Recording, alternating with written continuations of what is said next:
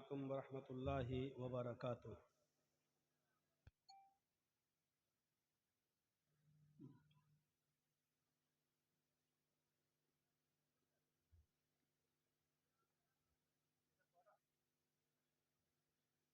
अल्हम्दुलिल्लाह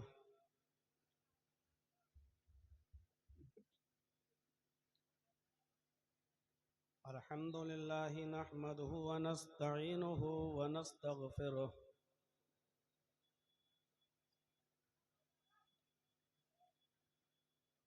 व नऊज़ु बिल्लाहि मिन शुरूरि अनफुसिना व मिन सय्यिआति अअमालिना।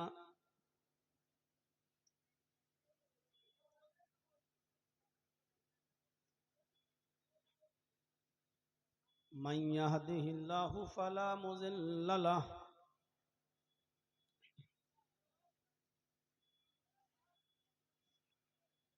व मन युज़लिल्हु फला हादिय लहु।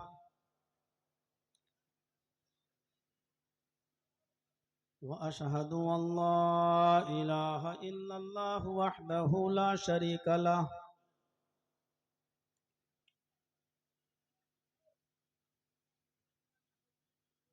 व अशहदु अन्न मुहम्मदन अब्दुहु व रसूलुहु।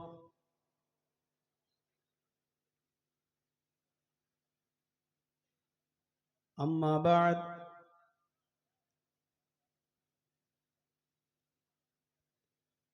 फ़इन्न खैरल हदीस किताबुल्लाह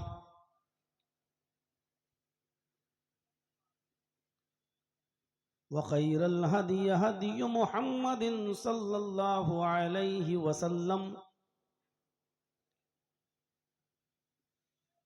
व शर्रल उमूरि मुहदसातुहा व कुल्ल मुहदसतिन बिदअह व कुल्ल बिदअतिन ज़लालह व कुल्ल ज़लालतिन फिन्नार।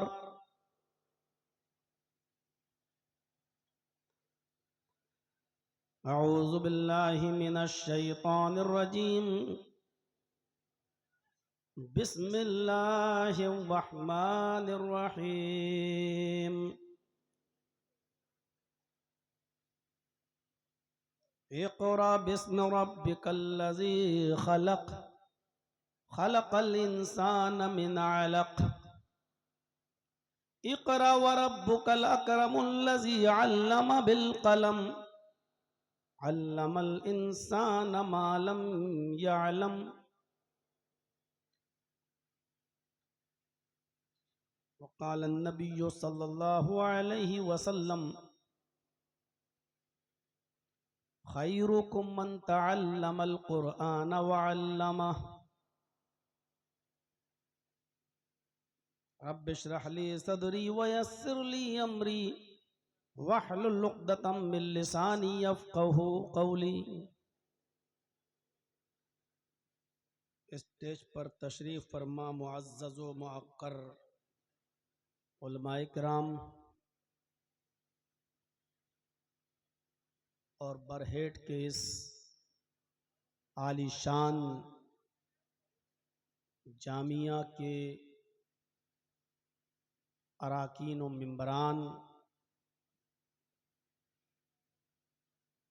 बरहेट डिस्ट्रिक्ट साहिबगंज झारखंड और उसके अतराफ़ो अकनाफ से तशरीफ़ लाए हुए मुअज़्ज़ज़ सामईन हज़रात, पर्दा नशीन इस्लामी ख़वातीन, माँ और बहनों, कौमों मिल्लत के लायक वर नौजवानों, मुस्तक़बिल के होनहार अज़ीज़ बच्चों। बरहेट का ये प्रोग्राम जो साल में एक बार बहुत ही खूबसूरत और इंतहाई तो उसको एहतिशाम के साथ मनाया होता है और आप लोग साल में एक बार यहाँ कसीर तादाद में जमा होते हैं। ये अपनी नौइयत का एक अलग किस्म का प्रोग्राम होता है जहाँ लोग पूरी रात जागते हैं और सुनते हैं और इस जामिया का ताउन फरमाते हैं, और आप ही के ताउन से ये जामिया अपनी बुलंदियों पर पहुंचा है और इलाके का एक मुनफरिद इदारा है। अल्लाह रब्बुल आलमीन कमेटी वालों को हौसला दे, हिम्मत दे, और इस जामिया को दिन दूनी और रात चौगनी तरक्की अता फरमाए, और हासिदों के हसद से इस जामिया को महफूज फरमाए।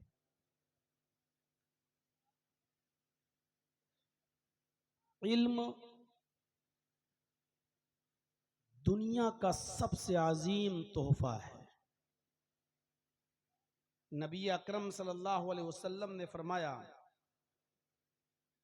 बाप अगर अपनी औलाद को सबसे ज्यादा कीमती और सबसे ज्यादा खूबसूरत कोई तोहफा दे सकता है तो वो इल्म है। अगर किसी शख्स ने अपनी औलाद को इल्म के जेवर से आरास्ता और पैरास्ता कर लिया तो भले ही आपने उसको जमीन नहीं दी, जायदाद नहीं दी, माल नहीं दिया, दौलत नहीं दी, लेकिन इल्म से नवाजा है, आपका ये बच्चा आपके इंतकाल के बाद भी कभी भूखा नहीं मर सकता है, क्योंकि इल्म खुद रास्ता बना देता है और निकाल देता है। नबी अकरम जनाब मोहम्मदुर रसूलुल्लाह सल्लल्लाहु अलैहि वसल्लम पर जो सबसे पहली आयतें नाजिल हुई वो इसी इल्म के ताल्लुक से हुई। आपने ये बातें बहुत से उलमा से सुनी होंगी। आप पूरी रात जलसा सुने, तकरीबन रात के 2 बजे तक अभी तक आप जागे हुए हैं। और मुझे मालूम था, जिस वक्त मैं आया और मदरसे के ऑफिस में बैठा, जब मैं गया यहां से उठकर तो मैंने सेक्रेटरी साहब से कहा कि मैं उम्मीद रखूं कि इंशाअल्लाह 2 बजे तक मेरा टाइम आ जाएगा। तो हंसते हुए कहने लगे कि शेख आपने बिल्कुल सही पहचाना, यही वक्त है आपका। लेकिन आपकी हिम्मत को दाद देना पड़ती है कि पूरी रात बैठकर आप सुन रहे हैं। अल्लाह रब्बुल आलमीन सुनने से ज्यादा हमें अमल की तौफीक अता फरमाए। ये इल्म की आयतें उस नबी पर उतरी हैं सबसे पहले, जिस नबी ने कभी किसी के सामने जानुए तलम्मुस तह नहीं किया, कभी किसी से शागिर्दगी हासिल नहीं की, जिसको पढ़ाने वाला कोई नहीं।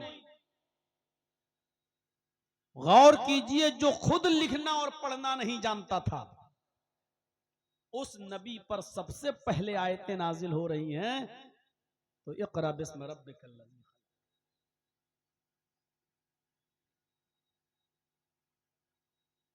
पैदा हुए तो बाप नहीं,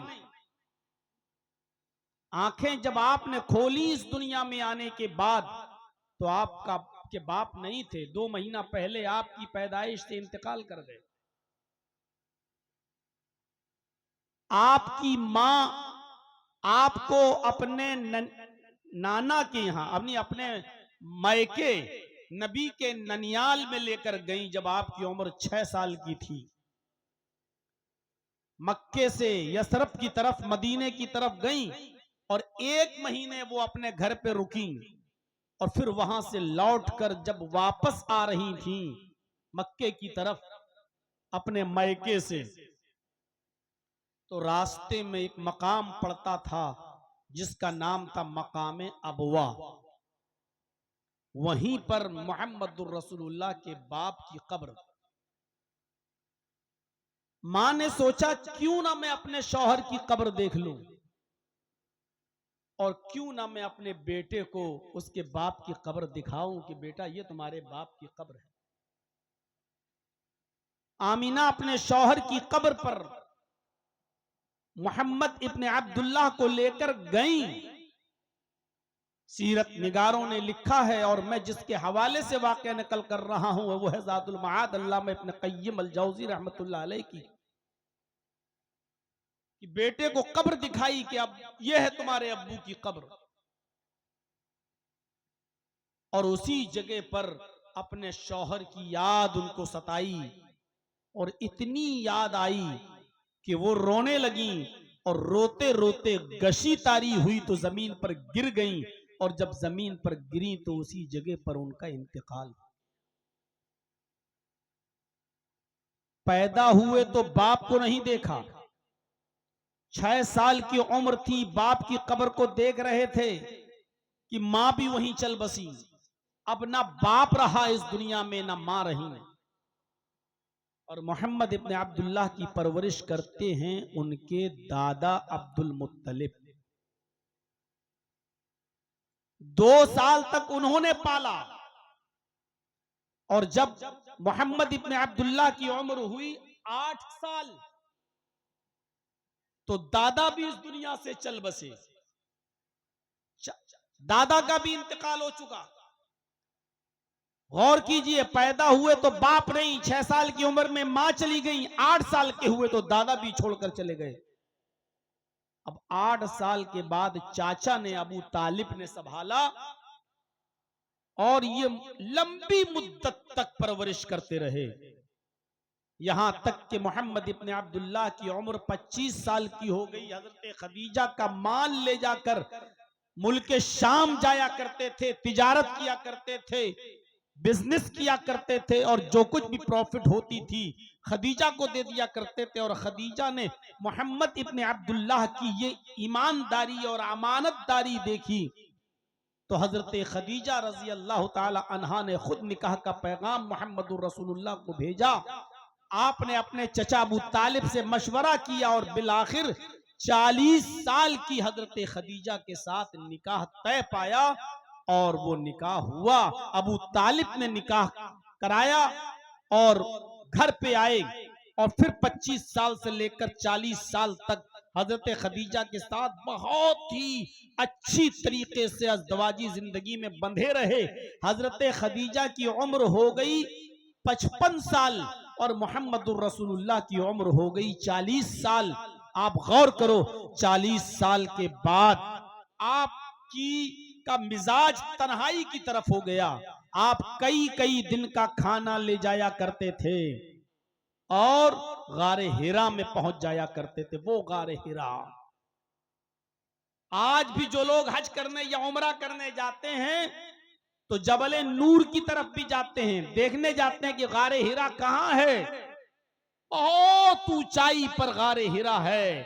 अब तो खैर लोग रास्ता बना दिया गया है, फिर भी लोग चढ़ते हैं और बड़ी मुश्किल से वहां तक पहुंचते हैं। उस जमाने में बड़ा पुरखतर रास्ता, और इतनी ऊंचाई पर, और तन्हा, कुमकुमों का जमाना नहीं, लाइटों का जमाना नहीं, ऐसी लाइटें नहीं थी उस जमाने में।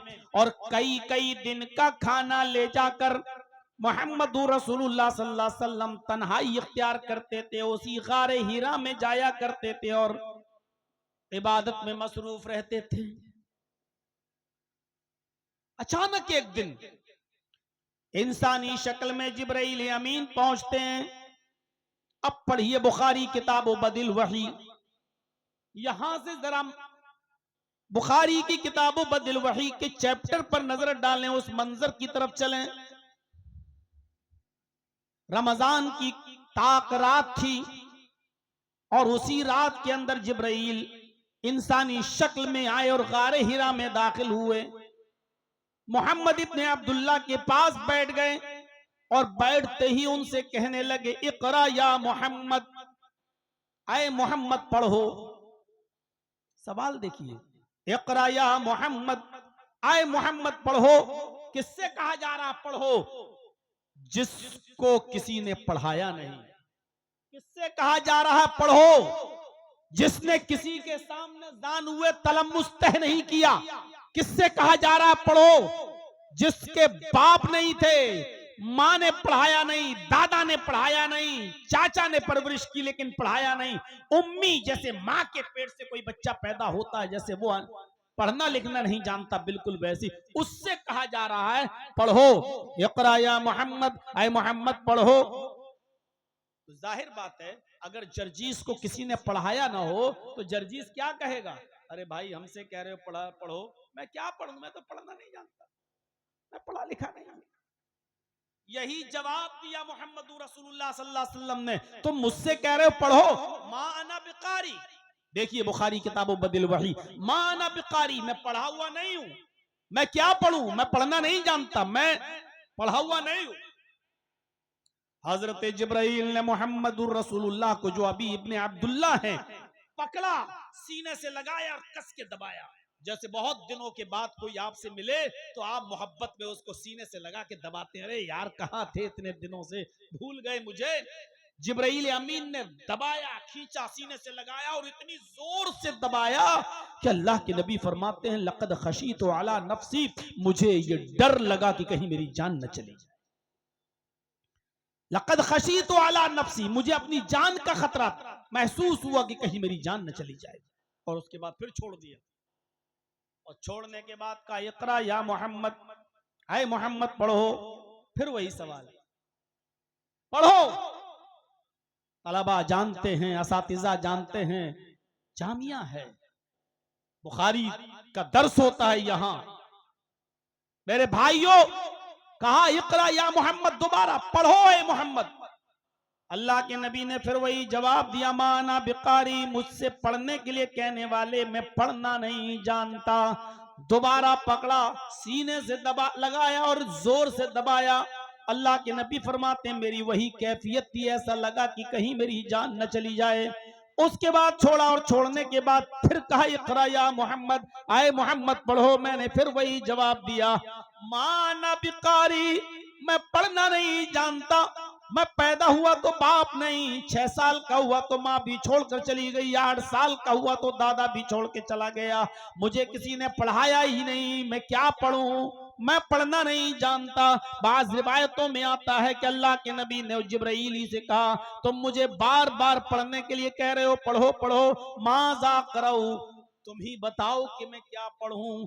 जब मैं कह चुका हूं कि पढ़ना नहीं जानता और बार बार कह रहा हूं, तो तुम ही बताओ कि मैं क्या पढ़ूं। अब हजरत जिब्राइल अमीन तीसरी बार दबाते हैं, और दबाने के बाद छोड़ते हैं, और छोड़ने के बाद कहते हैं इक़रा बिस्मि रब्बिकल लज़ी खलक़, खलक़ल इंसान मिन अलक़, इक़रा व रब्बुकल अकरमुल लज़ी अल्लम बिल क़लम, अल्लमल इंसान मा लम यअलम। आए मोहम्मद पढ़ो उस रब के नाम से जिसने पैदा किया। इक़रा बिस्मि रब्बिकल लज़ी खलक़। आगे वाली आयतें अभी छोड़ दो, पढ़ो, इस आयत पर गौर करो, पढ़ो उस रब के नाम से। मोहम्मदुर रसूलुल्लाह को अलिफ बा तासा नहीं पढ़ाया जा रहा है, ABCD नहीं पढ़ाई जा रही है। आपके यहां कोई बच्चा छोटा हो, 3 साल का, 4 साल का, तो आप नर्सरी में एडमिशन दिलाते हैं उसको, और नर्सरी में पढ़ने वाले बच्चे को A for apple, B for bird ही पढ़ाया जाता है, अक्षर समझाए जाते हैं, डायरेक्ट उसको बायो, केमिस्ट्री, फिजिक्स, भूगोल, ज्योग्राफिया नहीं पढ़ाया जाता। अरब के लोगों का मिजाज कैसा था, वो लोग कौन सी बात समझ सकते थे और कौन सी बात उनकी अक्ल में बैठ सकती थी, इस चीज को जहन में रखते हुए मेरे भाइयों इस बात की तरफ इशारा किया गया और यह फरमाया गया इक़रा बिस्मि रब्बिकल लज़ी खलक़। अरब के लोगों के दिल और उनके कुलूब और उनके अज़हान इस बात को एक्सेप्ट कर सकते थे, इसलिए तालीम ये दी जा रही है, इक़रा बिस्मि रब्बिकल लज़ी खलक़, पढ़ो उस रब के नाम से जिसने पैदा किया। जिसने पैदा किया, वो जानते थे कि पैदा करने वाला कोई है। आज हम तो दहरिया लोग, कम्युनिस्ट लोग कहते हैं कि नहीं दुनिया ऐसी ही चल रही है, किसी ने पैदा नहीं किया, अपने आप चल रही है। और डार्विन का नजरिया तो यह था कि इंसान पहले बंदर था और बंदर से धीरे धीरे इंसान बना, और वो कहते हैं कि इंसान लोग पैदा होते रहे हैं, होते रहेंगे, मरते रहेंगे, और ऐसे ही दुनिया चलती रहेगी और जमाना तरक्की करता रहेगा। इसको किसी ने नहीं बनाया।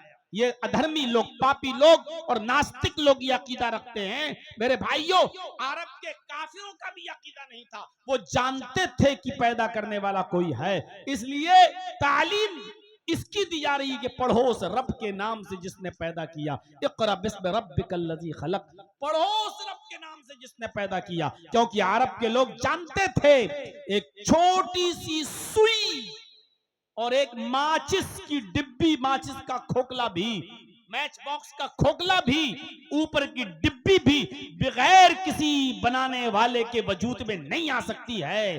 जब एक छोटी सी टेबल, छोटी सी मेज जब बगैर किसी बनाने वाले के वजूद में नहीं आ सकती है, तो इतनी बड़ी जमीन, इतना बड़ा आसमान, ये चांद, ये सूरज, ये सितारे, ये सैयारे बगैर किसी बनाने वाले के वजूद में कैसे आ जाएंगे, वो जानते थे।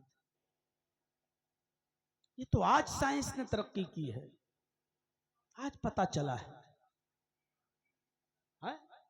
वरना अरब के काफिर पहले ही से अकीदा रखते थे। आए मोहम्मद सल्लल्लाहु अलैहि वसल्लम, अगर आप इनसे सवाल करें कि जमीन और आसमान का खालिक कौन है, तो ये यही जवाब देंगे, अल्लाह। इनसे पूछो कि आसमान से बारिश कौन बरसाता है, तो ये जवाब देंगे, अल्लाह। इनसे पूछो कि युखरिजुल हय्य मिनल मय्यित व युखरिजुल मय्यित मिनल हय्य, इनसे पूछो जिंदा से मुर्दा और मुर्दा से जिंदा चीज को कौन निकालता है। अंडा मुर्दा चीज है, जिंदा मुर्गी का बच्चा कौन निकालता है। मुर्गी जिंदा चीज है और उससे अंडा बेजान चीज कौन निकालता है। युखरिजुल हय्य मिनल मय्यित, मुर्दा से जिंदा और जिंदा से मुर्दा को कौन निकालता है। ला यक़ूलुन्न अल्लाह, तो ये यही जवाब देंगे, अल्लाह। इनसे पूछो कि तुम्हारी परेशानियों को और मुसीबतों को कौन दूर करता है और तुम्हारी दुआओं को कौन सुनता है, तो कहेंगे अल्लाह। सुनने वाला तो वही है, ये अलग बात है कि ये सिफारिशी हैं, ये अल्लाह के करीबी लोग हैं जो अल्लाह तक दुआ लेके जाते, सुनता तो वही है। साइंस ने तो आज तरक्की करके बताया है, आज तरक्की करके बताया है ये पहले आसमान की ऊंचाई कितनी है, फिर एक आसमान के बाद दूसरा आसमान, उसकी ऊंचाई और उसकी मसाफत कितनी है, ये तो आज की साइंस ने बताया है। ये आसमान जो हम और आप देखते हैं, ये सूरज जो हम देखते हैं, जो हमारी जमीन से 9 करोड़ 30 लाख मील की बुलंदी पर है, इतना बड़ा है कि जिस दुनिया में हम और आप रहते हैं, दुनिया में हम बरहेट की बात नहीं कर रहे हैं, हम झारखंड की बात नहीं कर रहे हैं, हम स्टेट लेवल की बात, जिस दुनिया में हम इंडिया की भी बात नहीं कर रहे, जिस दुनिया में हम और आप रहते हैं, इस दुनिया को समेट कर, इस दुनिया को इकट्ठा करके, इस दुनिया को सूरज में फेंक दिया जाए तो ऐसा नजर आएगा, ये दुनिया ऐसी दिखाई देगी जैसे बहुत बड़े मैदान में एक फुटबॉल पड़ी हुई है, एक बहुत बड़ी फील्ड में एक फुटबॉल पड़ी हुई है। फुटबॉल का ग्राउंड आपने देखा होगा, फुटबॉल के खिलाड़ियों को आपने देखा होगा, कितना बड़ा ग्राउंड स्टेडियम होता है, उस ग्राउंड को समझ लो, उस ग्राउंड में फुटबॉल पड़ी हुई है। ये सूरज, ये इतना बड़ा है इस दुनिया से। अब आप अंदाजा लगाओ कि ये दुनिया एक फुटबॉल, एक गेंद की तरह दिखाई दे तो सूरज कितना बड़ा है, फिर सूरज के ऊपर सैयारे, फिर सैयारों के ऊपर कहकशाएं। एक कहकशां ऐसी है कि जिसकी रोशनी को जमीन पर आने में 3 अरब साल लगते हैं। जिस रोशनी को जमीन पर आने में 3 अरब साल लगते हैं, जबकि रोशनी एक सेकंड में 3 लाख मील की रफ्तार से चलती है। गौर करो, दिमाग की नसें न फट जाए, कहीं ब्रेन हेमरेज ना हो जाए। रोशनी कितने रफ्तार से चलती है, आंख बंद करो खोलो बस, एक सेकंड, इतनी देर में 3 लाख मील की रफ्तार तय कर लेती है। सोच रहे हैं आप? आंख खोलो, आंख बंद करो खोलो, एक सेकंड हो गया, एक सेकंड में 3 लाख मील की रफ्तार से रोशनी चल रही है। अब सोचो 60 सेकंड में, 1 मिनट में कितनी तय करती होगी, फिर 1 घंटे में कितनी तय करती होगी, फिर 24 घंटे में कितनी तय करती होगी, फिर 1 हफ्ते में कितना तय करती होगी, फिर 1 महीने में कितना तय करती होगी, फिर 1 साल में कितना तय करती होगी, फिर 1000 साल में कितना तय करती होगी, फिर 100,000 साल, 1,00,000 साल में उसको कितना साल लगता है? उस रोशनी को जमीन पर आने में 3 अरब साल लगता है। उसके ऊपर एक और कहकशां है, उसकी रोशनी को जमीन पर आने में 10 अरब साल लगता है। और उसके ऊपर भी एक कहकशां है, उस कहकशां के बारे में साइंटिस्ट कहते हैं कि उसकी रोशनी को चले हुए 20 अरब साल हो चुके हैं। उस रोशनी को चले हुए 20 अरब साल हो चुके हैं, लेकिन अभी तक वो रोशनी जमीन पर नहीं पहुंची। अभी कितने साल और लगेंगे पता नहीं, लेकिन जो कहकशां सबसे ऊपर है उसकी रोशनी को चले हुए 20 अरब साल का जमाना गुजर चुका है, लेकिन अभी तक वो रोशनी जमीन पर नहीं आई है। अभी पहला आसमान नहीं आया है, इसके बाद पहला आसमान, फिर एक आसमान से दूसरे आसमान की दूरी 500 साल के बराबर, फिर दूसरे से तीसरे आसमान की दूरी 500 साल के बराबर, फिर तीसरे से चौथे आसमान की दूरी 500 साल के बराबर, और चौथे आसमान से पांचवें आसमान की दूरी 500 साल के बराबर, फिर पांचवें आसमान से छठे आसमान की दूरी 500 साल के बराबर, फिर छठे आसमान से सातवें आसमान की दूरी 500 साल के बराबर, और छठे आसमान से सातवें आसमान की दूरी फिर 500 साल के बराबर, और सातवें आसमान के ऊपर एक समंदर। अल्लाह का अर्श पहले समंदर पे था, ये तो हदीसों में आपने पढ़ा होगा मेरे भाइयों। सातवें आसमान के ऊपर समंदर, फिर समंदर के और ऊपर जाइए तो फिर अर्श इलाही, उस अर्श के ऊपर अल्लाह, और उस अर्श के ऊपर अल्लाह क्या कहता है कि जब खौला बिनते सालबा और औस इब्ने सामित जब आपस में जिहार कर लिए, और औस इब्ने सामित ने अपनी बीवी खौला बिनते सालबा से कहा, अंत अलैया का ज़हर उम्मी, तू मुझ पर मेरी माँ की तरह हराम हो चुकी है। और खौला बिनते सालबा जब अल्लाह के नबी के पास आई और कहने लगी, अल्लाह के रसूल, मेरे शौहर ने मुझे अपने ऊपर माँ की तरह हराम कर लिया है, हमारे और हमारे शौहर के दरमियान कोई रास्ता निकालिए। हजरत आयशा फरमाती हैं कि वो दोनों गुफ्तगू कर रहे थे, खौला बिनते सालबा और मोहम्मद रसूलुल्लाह, ये दोनों गुफ्तगू कर रहे थे, और मैं उसी हुजरे में दूसरे कोने में बैठी हुई थी। लम अस्मा कलामहुमा, अल्लाह के नबी की और मोहम्मद रसूलुल्लाह की और खौला बिनते सालबा की गुफ्तगू हमको सुनाई नहीं दे रही थी, मैं नहीं सुन पा रही थी। उसी कमरे में मौजूद हैं, अल्लाह के नबी खौला बिनते सालबा से क्या बातें कर रहे हैं, और खौला बिनते सालबा अल्लाह के नबी से क्या कह रही हैं। अल्लाह के नबी और खौला दोनों गुफ्तगू कर रहे थे, मैं उसी हुजरे में मौजूद थी। लम अस्मा कलामहुमा, मुझे उन दोनों की बातें सुनाई नहीं दे रही थी, लेकिन इतनी बुलंदी पर होने के बाद भी अल्लाह क्या कह रहा है, वल्लाहु यस्मउ तहाबुरकुमा, अल्लाह तुम दोनों की गुफ्तगू को सुन रहा था, अल्लाह तुम दोनों की गुफ्तगू को सुन रहा था। आए मोहम्मद रसूलुल्लाह, उनको बुलाओ, वो मस्जिद में, मस्जिद नबी में बैठी हुई है, अपने दोनों हाथों को बुलंद करके अल्लाह को पुकार रही है। आपने कोई रास्ता नहीं निकाला है, अल्लाह ने उस औरत की दुआ को सुन लिया। कद समी अल्लाहु कौलल्लती तुजादिलुका फी ज़ौजिहा, जो अपने शौहर के बारे में आपसे गुफ्तगू कर रही थी, अल्लाह ने उस औरत की दुआ को सुन लिया, उसकी पुकार को सुन लिया। वल्लाहु यस्मउ तहाबुरकुमा, अल्लाह तुम दोनों की गुफ्तगू को सुन रहा था। गौर कीजिए, सबसे पहले उस रब की शनाख्त कराई जा रही है। ये तलबा गौर करें कि सबसे पहले यही आयत क्यों नाजिल हुई, इक़रा बिस्म रब्बिकल लज़ी खलक़, उस रब की पहचान पहले बताई जा रही है कि उस रब को पहचानो जिसने सारी कायनात को पैदा किया है, जिसके कुव्वत से समाअत का आलम यह है कि हजरत आयशा बगल में बैठी हैं और नबी की गुफ्तगू नहीं सुन पा रही हैं। अल्लाह इतनी बुलंदी पर इतनी बुलंदी से उन दोनों की गुफ्तगू को सुन रहा था। वो काली रात में, काले जंगल में, काले पहाड़ पर भी अगर कोई काली चींटी चलती है तो वो सिर्फ चलते चलती है नहीं, वो पैर जब पहाड़ के ऊपर रखती है और रेंगती है तो उसके पैर के पहाड़ पर रखने की जो आहट और आवाज होती है, हमारा रब उसको भी सुन ले। उसको जरूरत नहीं है, जर्जीस को जरूरत पड़ती है दूर तक आवाज पहुंचाने के लिए माइक की, और अपनी आवाज पहुंचाने के लिए इंटरनेट की। अल्लाह को जरूरत नहीं है, वो मोहताज नहीं है,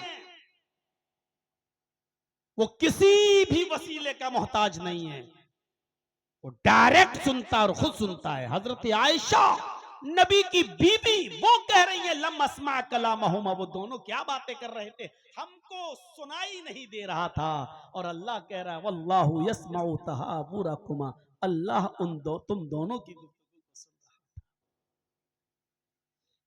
है। इक़रा बिस्मि रब्बिकल्लज़ी खलक़, पढ़ो उस रब के नाम से जिसने पैदा किया। सबसे पहले तालीम की वही हो रही है, पहचानो उस रब। हर आदमी जब रब पर गौर करेगा तो एकदम समझ में आ जाएगा कि जमीन और आसमान का खालिक, चांद और सूरज का खालिक, सैयारों के किशाओं का खालिक वही है, और जो कुछ भी हमें मांगना है उसी से मांगना है। तो सबसे पहले तालीम ये दी जा रही है। अब आइए, अब तालीम तो बहुत है और मैं आपको बिल्कुल मना नहीं करता हूं और करना भी नहीं चाहिए। आपको दीन के साथ साथ दुनियावी तालीम की भी जरूरत है और दोनों को लेकर चलना है। जैसे कुरान में ये दुआ बताई गई, रब्बना आतिना फिद दुनिया हसनतन व फिल आखिरति हसनतन व क़िना अज़ाबन्नार, इसमें दुनिया भी मांगने का हुक्म है और आखिरत भी मांगने का हुक्म है। उसी तरीके से आप जब दुनिया में आए तो दुनियावी तालीम भी आपको हासिल करना है और उखरवी तालीम भी हासिल करना है, दीनी तालीम भी हासिल करना है। बगैर दुनिया के आप अधूरे हैं। बहुत से मौलवी लोग आएंगे और तकरीर करेंगे दुनिया ऐसी दुनिया वैसी, अरे बगैर दुनिया की कोई रह भी नहीं सकता। दुनिया के लिए, जिंदगी गुजारने के लिए दुनिया की चीजों से फायदा उठाना जरूरी है। दुनिया की हैसियत पानी की तरह है और इंसान कश्ती की तरह है। पानी, समंदर, नदी और इंसान की हैसियत कश्ती। अब देखिए, इंसान कश्ती है और दुनिया पानी है। कश्ती बगैर पानी के नहीं चल सकती है। अगर नाव को पानी के बाहर लाकर खड़ा कर दो तो वो चलेगी? नहीं चलेगी। इसका मतलब ये हुआ कि कश्ती को पानी की जरूरत है, पानी होगा तभी वो चलेगी। इसका मतलब यह है कि इंसान कश्ती है और दुनिया पानी, तो इंसान को दुनिया की जरूरत हर हाल में है, जैसे कश्ती को और नाव को पानी की जरूरत हर हाल में है। लेकिन एक बात याद रखिएगा, नाव जब तक पानी के ऊपर है चलेगी। आप उसको खे रहे हैं चलेगी, लेकिन नदी का पानी, तालाब का पानी या समंदर का पानी या जमुना का पानी अगर कश्ती के ऊपर भर दोगे, सुराख कर दोगे और कश्ती के ऊपर अगर ला दोगे तो कश्ती भी डूबेगी, कश्ती भी डूबेगी और कश्ती में जितने लोग बैठे हुए हैं वो भी डूब जाएंगे और हलाक को बर्बाद हो जाएंगे। जब कश्ती तब तक चलेगी जब तक वो पानी के ऊपर है और दाएं बाएं है, चलेगी। लेकिन अगर समंदर के पानी को कश्ती के ऊपर आपने लाने की कोशिश की तो कश्ती भी डूबेगी और आप भी डूबेंगे। आप दुनिया की जरूरत हर इंसान को है, लेकिन जब तक दुनिया से जरूरत के तहत दुनिया को इस्तेमाल करोगे तो फायदे में रहोगे, और जहां दुनिया को अपने ऊपर सवार करने की कोशिश की तो आप भी बर्बाद होगे और ये दुनिया भी बर्बाद होगी। दुनिया तो छूटती जा रही है। ये 2 दिन, एक पिछली साल आपके सामने आया था, इस साल फिर आपके रूबरू हूं। 1 साल दुनिया मुझसे छूट चुकी है। कहां गई दोस्ती? ये दुनिया कह रही है कि तुमने 1 साल मुझे खो दिया है, तुम मुझसे दूर हो चुके हो। और आखिरत कह रही है तुम 1 साल मेरे करीब हो चुके हो, 1 साल मेरे करीब हो चुके हो। इरतहालत दुनिया मुदबिरतन, ये दुनिया पीठ दिखाकर भाग रही है। वल आखिरत मुकबिलतन, और आखिरत सामने से आ रही है, तुम्हारे सामने आ रही है। वलिकुल्ल वाहिदतिन मिनहुमा बनून, दुनिया के भी औलादें हैं और आखिरत की भी औलादें हैं। दुनिया के भी बच्चे हैं और आखिरत के भी बच्चे हैं। कूनू मिन अपनाइल आखिरा वला तकूनू मिन अपनाइद दुनिया, आखिरत की औलाद बनो, दुनिया की औलाद मत बनो। इसलिए कि दुनिया तुम्हें छोड़ देगी लेकिन आखिरत तुम्हें नहीं छोड़ेगी। दुनिया तुम्हें तर्क कर देगी लेकिन आखिरत तुम्हें तर्क नहीं करेगी। मेरे भाइयों, इस दुनिया में हमें दुनियावी तालीम भी हासिल करना है और उखरवी तालीम भी हासिल करना है। अब तो आप क्या करेंगे तालीम हासिल? अब तो मेरा इशारा है आप अपनी औलाद को दीन भी सिखाइए और दुनिया भी सिखाइए। जैसे दुनिया में हम आए हैं तो दुनिया भी कमा रहे हैं और आखिरत भी, दोनों चीजें जरूरी हैं। और अल्लाह ने खुद बताया, रब्बना आतिना फिद दुनिया, ये दुआ मांगा करो कि अल्लाह, आए हमारे रब दुनिया में जो अच्छाइयां हैं वो हमें अता फरमा, वफिल आखिरत हसना, और आखिरत में जो भलाइयां हैं वो तू हमें अता फरमा। दुनिया की भी अच्छाइयां तलब करो और आखिरत की भी। इसी तरीके से दुनिया की भी तालीम हासिल करो और आखिरत की तालीम भी हासिल करो। लेकिन याद रखना, दीनी तालीम फर्ज है और दुनियावी तालीम फर्ज किफाया है। दुनियावी तालीम, दीनी तालीम फर्ज ऐन है। जैसे नमाज फर्ज है, रोजा फर्ज है, उसी तरीके से दीनी तालीम भी फर्ज है। और उसकी दलील क्या है? उसकी दलील है तलबुल इल्मी फरीज़तुन अला कुल्लि मुस्लिम। मुस्लिम में लड़का लड़की, मर्द औरत दोनों शामिल है। अल्लाह के नबी ने फरमाया कि इल्म दीन का हासिल करना, तलबुल इल्मी फरीज़तुन, और अल इल्म में अलिफ लाम तखसीस का है, खासियत बतला रहा है।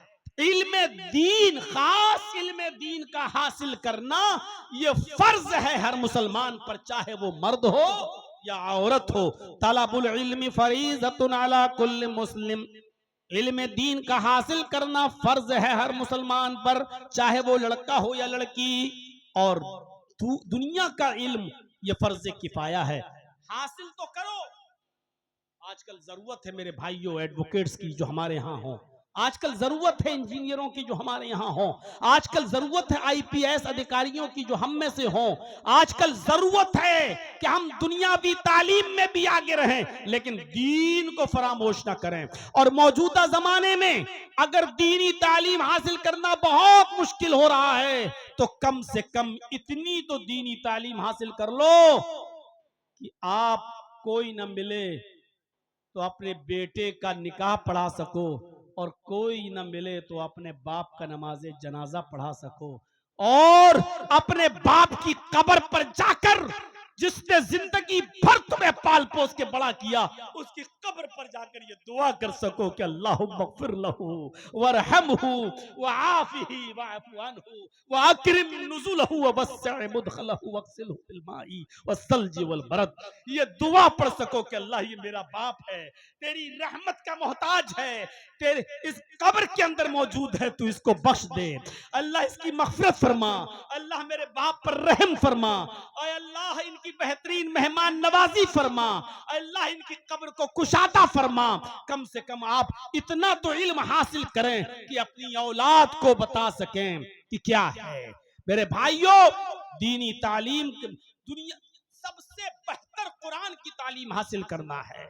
इल्म दीन में कुरान, खैरुकुम मन तअल्लमल कुरान व अल्लमा, तुम में सबसे बेहतर लोग वो हैं, खैरुकुम मन तअल्लमल कुरान व अल्लमा, तुम में सबसे बेहतर लोग वो हैं जो कुरान को सीखते हैं और सिखाते हैं। हमारे तलबा मौजूद होंगे, कुरान कितनी अजीम मुकद्दस किताब को तुम उसका इल्म हासिल कर रहे हो। ये कुरान ही तो है जिसने हैसियतें बदल दी। अरे मक्का क्या था? उम्मुल खबाइस, क्या नहीं होता था मक्के के अंदर। मक्के को लोग उम्मुल खबाइस कहते थे, सारी गंदी जगहों की मां। लेकिन जब कुरान मक्के में नाजिल हुआ मोहम्मद रसूलुल्लाह के कल्ब अतर पर, तो इस कुरान की बरकत से अल्लाह ने मक्के को उम्मुल कुरा बना दिया। ये कुरान ही तो था जो उम्मुल खबाइस को उम्मुल कुरा बना रहा है। गौर करो, ये कुरान ही तो है जिसने रमजान के महीने को सैयदुल शुहूर बना दिया। शहरु रमजान अल्लज़ी उन्ज़िला फ़ीहिल कुरआन हुदल लिन्नासि व बय्यिनातिम मिनल हुदा वल फुरकान। शहरु रमजान अल्लज़ी उन्ज़िला फ़ीहिल कुरआन हुदल लिन्नासि व बय्यिनातिम मिनल हुदा वल फुरकान। रमजान का महीना वो बाबरकत महीना जिसमें कुरान नाजिल हुआ। रमजान के महीने में भी तो 29-30 दिन होते हैं ना, लेकिन इस महीने को आजमत किसने दी? कुरान ने।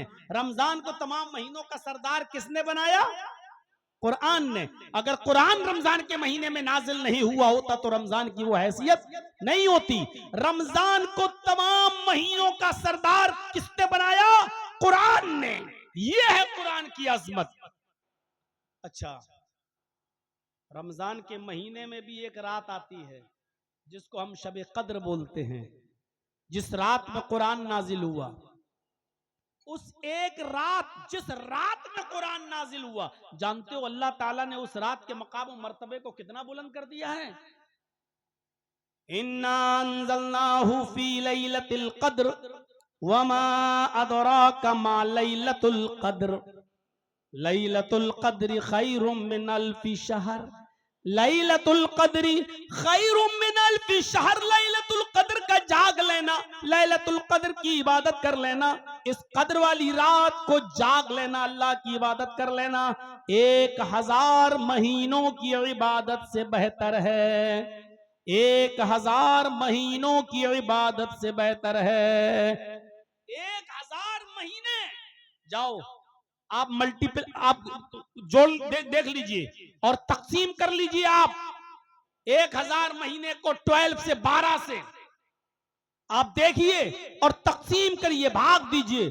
83 या 84 साल आएंगे, 83 या 84 साल। यानी रमजान की एक रात का जाग लेना शब कदर का 83 या 84 साल की इबादत से बेहतर है। इस रात को इतना बड़ा मकाम किसने दिया? कुरान ने। इन बच्चों को हकीर नजरों से मत देखो, मदरसे में पढ़ने वाले बच्चों को बुरी नजरों से मत देखो। आप अगर ताउन कर रहे हैं तो आपका पैसा गलत जगह नहीं जा रहा है। ये उस मुकद्दस किताब का इल्म हासिल कर रहे हैं जिस मुकद्दस किताब ने रमजान को सैयदुल शुहूर बना दिया, जिस मुकद्दस किताब ने उस रात को लैलतुल क़द्र को खैरुम मिन अल्फि शहर 1000 महीनों की इबादत से बेहतर बना दिया है। मेरे भाइयों जरा गौर कीजिए, इस कुरान की अज़मत पर जरा नजर डालिए। ये कुरान जब मक्के में नाजिल हुआ तो मक्के को उम्मुल कुरा बना दिया। ये कुरान जिस महीने में नाजिल हुआ उस महीने को सैयदुल शुहूर बना दिया। ये कुरान जिस रात में नाजिल हुआ वो रात लैलतुल क़द्र खैरुम मिन अल्फि शहर बन गई। इस कुरान को जो फरिश्ता लेकर आया मुहम्मदुर रसूलुल्लाह सल्लल्लाहु अलैहि वसल्लम के क़ल्ब अतहर पर, माफ कीजिएगा बहुत ही दो टोक बोल रहा हूं, यही जिब्राइल थे जो मूसा पर तौरात लेकर आए, यही जिब्रील थे जो ईसा पर इंजील लेकर आए, यही जिब्रील थे जो दाऊद अलैहिस्सलाम पर जबूर लेकर आए। लेकिन जिब्रील आम फरिश्ते थे, कोई उनकी अहमियत नहीं थी। लेकिन जब यही जिब्रील कुरान करीम को लेकर जनाब मोहम्मद रसूलुल्लाह के पास आए और कुरान का नुज़ूल जब मोहम्मद के क़ल्ब अतर पर किया तो अल्लाह ने कुरान की बरकत से जिब्राइल को सैयदुल मलाइका बना दिया, तमाम फरिश्तों का सरदार बना दिया। देखिए तो खैरुकुम मन तअल्लमल कुरान व अल्लमा, जिस कुरान ने सारी चीजों की हैसियत बदली, इस कुरान ने पढ़ने वाले और पढ़ाने वालों के मकाम को भी बुलंद कर दिया। और लोगों दुनिया में बहुत बड़े बड़े स्मार्ट लोग हैं, अच्छी अच्छी कैटेगरी के लोग हैं, प्रोफेसर हैं, इंजीनियर हैं, एडवोकेट्स हैं, आईपीएस हैं, दुनिया में हर किस्म के लोग तुम्हें मिलेंगे। लेकिन काबे के रब की कसम, अल्लाह के नबी फरमाते हैं इनमें सबसे बेहतर कौन है? कोई आईपीएस की डिग्री लेकर आया, कोई एडवोकेट की डिग्री लेके आया, कोई डीएम बन गया, कोई एसडीएम बन गया, कोई इंजीनियर बन गया, कोई सिविल इंजीनियर बन गया, कोई आर्किटेक्चर बन गया, कोई कुछ बन गया। इल्म बहुत किस्म के लोगों ने हासिल किया, लेकिन अल्लाह के नबी फरमाते हैं तुम में सबसे बेहतर लोग वो हैं जो कुरान को सीखते हैं और दूसरों को सिखाते हैं। जो कुरान का इल्म हासिल करते हैं वो भी सबसे बेहतर, और जो दूसरों को कुरान सिखाते हैं वो भी सबसे बेहतर। यानी इनसे बेहतर इस रूए जमीन पर कोई नहीं है। आप अंदाजा लगा सकते हैं, आप गौर कर सकते हैं मेरे भाइयों। हर बाप की जिम्मेदारी है, हर बाप की जो साहिब औलाद है उसकी जिम्मेदारी है कि वो गौर करे कि उसकी औलाद कहां जा रही है, किस तरफ जा रही है। आपने क्या तरबियत दी अपनी औलाद को, आपने क्या सिखाया अपनी औलाद को। आओ तुम्हें एक वाकये की तरफ लेकर चलता हूं। हजरत यूसुफ अलैहिस्सलातु वस्सलाम की शख्सियत पर नजर डालो। थोड़ा सा मैं इशारा करूंगा। यूसुफ अलैहिस्सलाम छोटे थे, सारे भाइयों ने बाप से कहा है अब्बू जान यूसुफ को हमारे साथ भेज दीजिए, हमारे साथ खेलेगा कूदेगा, अकेले घर में रहता है, बोर होता है, हम उसके भाई हैं, हम लेकर जा रहे हैं। याकूब अलैहिस्सलातु वस्सलाम ने यूसुफ को अपने दूसरे बेटों के साथ भेज दिया, लेकिन उनके दिल में तो कदूरत और हसद था, इसलिए सारे भाइयों ने मिलकर यूसुफ को एक अंधे कुएं के अंदर, एक वीरान कुएं के अंदर डाल दिया। अब देखिएगा, कुएं के अंदर डाल दिया, फेंक के चले आए, और घर पे आने के बाद उन्होंने अपने बाप से क्या कहा? या बाना, कुरान देखिए, या अबाना इन्ना ज़हबना नस्तबिकु व तरकना यूसुफ इंदा मताइना फअकलहु ज़िब। आए अब्बू जान, हम यूसुफ को लेकर जंगल में गए, हमने अपने सामान के पास यूसुफ को बिठा दिया, हमने अपने सामान के पास यूसुफ को बिठा दिया, हम खेल कूद में लग गए, दौड़ भाग में लग गए। फअकलहु ज़िब, एक भेड़िया आया और वो यूसुफ को खा गया। हालांकि यूसुफ को इन्होंने कुएं में फेंका था, लेकिन बाप से क्या कह रहे हैं? हमने यूसुफ को अपने सामान के पास बिठा दिया था निगरानी के लिए, और हम खेल कूद में लग गए और यूसुफ को भेड़िया खा गया। वमान तबिमुमिनिन लना, बात की स्टाइल देखिए। झूठे लोग अपनी बात को इसी तरीके से कैसे पेश करते हैं, किस अंदाज से। अल्लाह की कसम, अरे 1 महीने में हम तुम्हारा पैसा लौटा देंगे, बेटी की शादी है और 4-4 साल तक मांगते फिर रहे हो। अब आप अपना पैसा ऐसे मांग रहे हो जैसे भीख मांग रहे हो। वमान तबिमुमिनिन लना, और आप हमारी बात क्यों मानने लगे? आप हमें सच्चा नहीं जानेंगे, आप हमारी बात क्यों मानेंगे? वलो कुन्ना सादिकीन, अगरचे हम सच ही क्यों ना बोल रहे हो। बात आई गई, खत्म हो गई। इधर यूसुफ अलैहिस्सलाम कुएं में है, उधर एक काफिला आया, उसको पानी की जरूरत थी। एक आदमी ने अपना डोल, अपना बर्तन पानी कुएं में डाला पानी हासिल करने के लिए, और जब निकालना चाहा कि पानी आ गया, क्या देखता है बहुत भारी हो गई रस्सी, खिंच नहीं रही। जब झांक कर देखा तो उस डोल के अंदर यूसुफ बैठे हुए हैं, एक लड़का बैठा हुआ है। इसने झांक कर देखा, काफिले वालों से कहा या बुशरा हाजा गुलाम, ऐ लोगों खुशखबरी हो, हम पानी लेने के लिए इस कुएं के पास आए, लेकिन ये कुआं तो वीरान है, अंधा है, इस कुएं में पानी नहीं है, लेकिन खुशखबरी हो, एक बच्चा हमें मिल गया है। उस बच्चे को निकाला गया, यूसुफ को निकाला गया, खुश हैं सब। चलो जल्दी करो, इस बच्चे को मिस्र के बाजार में बेच देते हैं, हमारे हाथ आ गया है, हम इसको बेच देते हैं। चोरी का माल लोग जितनी जल्दी हो निकालना चाहते हैं, कोई इसका असली मालिक ना आ जाए, इसलिए कलिया चक्के इलाके में चले जाओ, 20,000 रुपए का मोबाइल 2,000 रुपए में आपको मिल जाएगा। आपके इलाके में भी होता होगा, चोरी का माल लोग बहुत सस्ते में देकर चले जाते हैं। इनको ये बच्चा मिला, इन्होंने सोचा जल्दी से तकसीम, जल्दी से बेच दो इसको।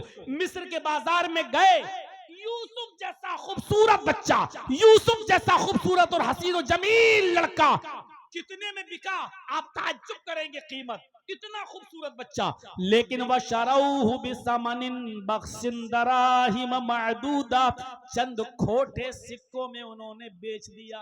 जो मिल रहा मिल जाए, जल्दी से बेचकर भागो। कुरान ने कीमत बताई, कुरान ने यूसुफ की कीमत बताई। कितने में बेचा यूसुफ अलैहिस्सलाम को? वशरऊहु बिथमनिन बख्सिन दराहिम मअदूदा, चंद घिसे पिटे, चंद खोटे सिक्कों में बेच दिया, यानी मामूली रकम में बेच दिया। लो, और जो मिल गया लेके चले गए। यूसुफ अलैहिस्सलाम को किसने खरीदा? बादशाह मिस्र ने। चाहता तो लंबी रकम दे सकता था, लेकिन नहीं, चंद सिक्कों में खरीद लिया और यूसुफ को अपने घर लाया। और जब लाया तो अपनी बीवी से कहा, खिलाओ पिलाओ पाल पोस के बड़ा करो, हमारे पास कोई औलाद नहीं है, ये यूसुफ, ये आगे चलकर ये बच्चा हमारा बेटा बना, हम इसको बेटा भी बना सकते हैं, या हमें कोई फायदा जरूर पहुंचाएगा।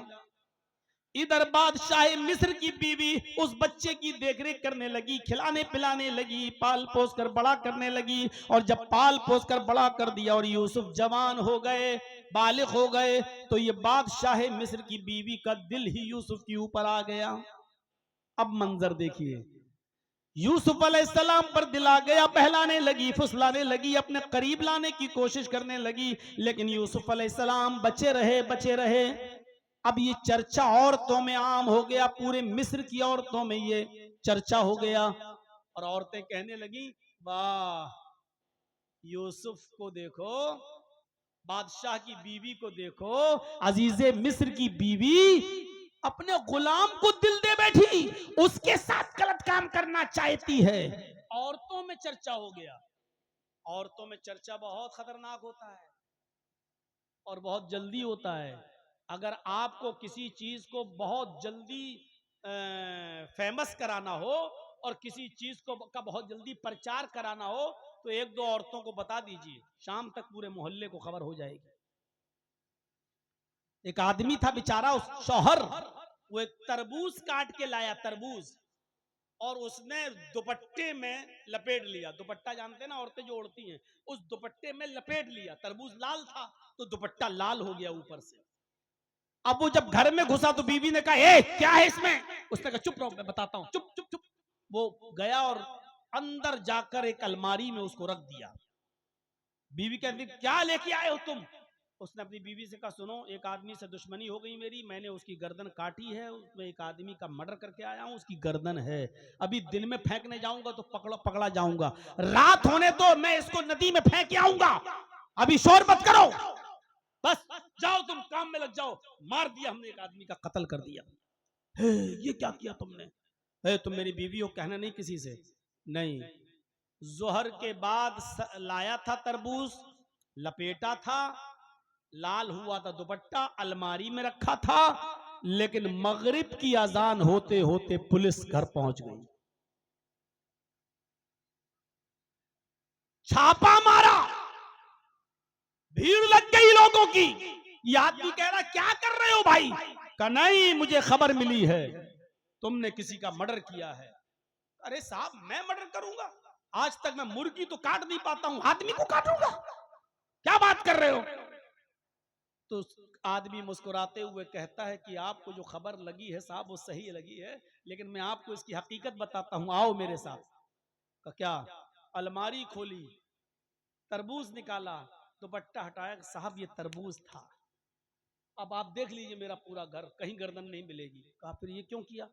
कहा, मैं तरबूज काट के लाया था और मैंने इसको दुपट्टे से ढक दिया था, दुपट्टा तरबूज के कलर से लाल हो गया। बीवी को मैंने ये कहा कि किसी को मार के आया हूं और रात में फेंकने जाऊंगा उसकी गर्दन को। मैं ये देखना चाहता था कि औरतों का पेट कितना मजबूत होता है, मैं ये देखना चाहता था कि कोई राज की बात अपनी बीवी को बताना चाहिए कि नहीं बताना चाहिए, बस मैं ये अंदाजा लगाना चाहता था। और मैं बखूबी वाकिफ हो गया हूं कि अब मैं कितना अपनी बीवी से कोई बात शेयर करूंगा और कितना नहीं करूंगा, बस एक चीज थी मेरे अंदर। पुलिस वालों ने कहा, छोड़ तो दिया, दो चार थप्पड़ मार के, का कमीना परेशान कर रहा, लेकिन वाकई तुमने सही किया है, वाकई औरतों से कोई बात शेयर नहीं करना चाहिए। बताइए उस कितनी खामोशी के साथ उसने रखा और शाम तक पुलिस आ गई। कुरान भी कहता है इन्ना कैदकुन्ना अजीम, औरतों की चालें बड़ी खतरनाक होती है। अब कुरान की बात कौन झुटलाएगा? हमारी माँ बहन पहली बात तो सुनी नहीं रही होंगी। अच्छा है बेचारी, वो अपना कपड़ा दिखाएं, साड़ी दिखाएं, चप्पल दिखाएं, जेवर दिखाएं। अब रात के 2 बजे कौन बेचारा सुनेगी हमारी बात? अब उनको फुर्सत ही मिल जाए अपना कपड़ा और सैंडल और चप्पल दिखाने से, यही बहुत बड़ी बात है। लेकिन जो सुन रही हैं वो सुने, गुस्सा ना हो मेरे ऊपर। कुरान ने कहा इन्ना कैद कुन्ना अजीम, औरतों की चालें बड़ी खतरनाक। अब औरतों में चर्चा हो गया मिस्र के अंदर। लो, बादशाह मिस्र की बीवी ने अपने गुलाम को दिल दे दिया, अपने 2 कौड़ी के गुलाम को। अब बादशाह की बीवी को बड़ा बुरा लगा कि कमबख्त मेरे बारे में ऐसी बातें कर रही हैं, उनको क्या मालूम यूसुफ कितने खूबसूरत हैं। कहा अच्छा चलो। अब देखिए एक और चाल चली बादशाह मिस्र की बीवी ने। क्या चाल चली? सारी औरतों को बुलाया, दावत दे दी, दस्तरखान लगा दिया, सबके सामने फल रख दिए और छुरी रख दी, लो फल काटो और खाओ। ये भी एक चाल थी। औरतों ने छुरी उठाई और फल काट काट के खाने लगी। यूसुफ से कहा बादशाह मिस्र की बीवी ने, यूसुफ इन औरतों के सामने से गुजर जाओ। और जब बादशाह मिस्र की बीवी की बात मानकर यूसुफ जब उन औरतों के सामने से गुजरे, और मिस्र की औरतों ने जब यूसुफ को देखा तो फल काट रही थी, उंगली कटने लगी। है?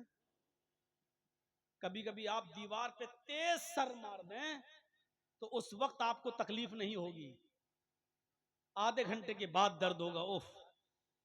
कभी कभी अचानक आपको चोट लग जाए तो उस वक्त वो जगह सुन्न हो जाती है, आपको तकलीफ नहीं होगी, बाद में तकलीफ होती है।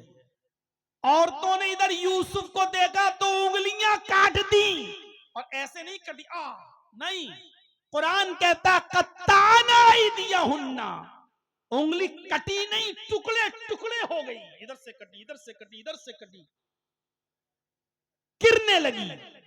कता यक्ताओं के माना काटना, और कत्ता युकत्यो तख्ती के माना होते टुकड़े टुकड़े करना। उन औरतों ने अपनी उंगलियों के टुकड़े टुकड़े कर दिए। अल्फाज की ज्यादती माना की ज्यादती पर दलालत करती है। कई जगह से उनकी उंगलियां कट गई और उनको तकलीफ ही नहीं हो रही है, उंगलियां कट के गिर रही हैं। और वो यूसुफ की खूबसूरती देखकर वो दीवानी हो गई। और कुरान कहता है चीख पड़ी मां हाजा बशर, ये इंसान है ही नहीं, ये इंसान नहीं है। अरे इंसान नहीं तो कौन? इन हाजा इल्ला मलकुन करीम, ये तो कोई बुजुर्ग फरिश्ता नजर आता है, ये तो कोई बुजुर्ग फरिश्ता दिखाई दे रहा है, ये तो इंसान नजर ही नहीं आ रहा है। इन हाजा इल्ला मलकुन करीम, ये तो फरिश्ता दिखाई दे रहा है। अभी तक बादशाह मिस्र की बीवी फरेबता थी, अब सारी औरतें यूसुफ की दीवानी हो। कैसी खतरनाक चाल चली। अब उन औरतों से कहा देख रही हो ना, अब बताओ मेरा क्या कसूर है। एक और चाल, कैसी खतरनाक चालें होती हैं औरतों। फोन नंबर भी ढूंढ लेंगी, कॉल भी करेंगी, रात भर जगाएंगी भी, चैटिंग भी करेंगी, टाइम देकर आपको अपने घर बुलाएंगी भी, और फिर आपका नाम भी लेकर आपको फंसा भी देंगे। और अगर 2 आंसू निकाल दिए तो बस पूछो मत, सारी दुनिया हमदर्द हो जाएगी। कमीना कितना बड़ा कुत्ता है, बेचारी इस औरत को रुला रहा है। अरे उसके आंसुओं ही में तो सारा मक्र और फरेब छिपा हुआ है जो तुम्हारी समझ में नहीं आ रहा है। बन गए झूठे हमदर्द उसके पास जाकर। अगर औरतों की चालें खतरनाक ना होती तो कुरान ये ना कहता इन्ना कैदा कुन्ना अजीम, इनकी चालें बड़ी खतरनाक।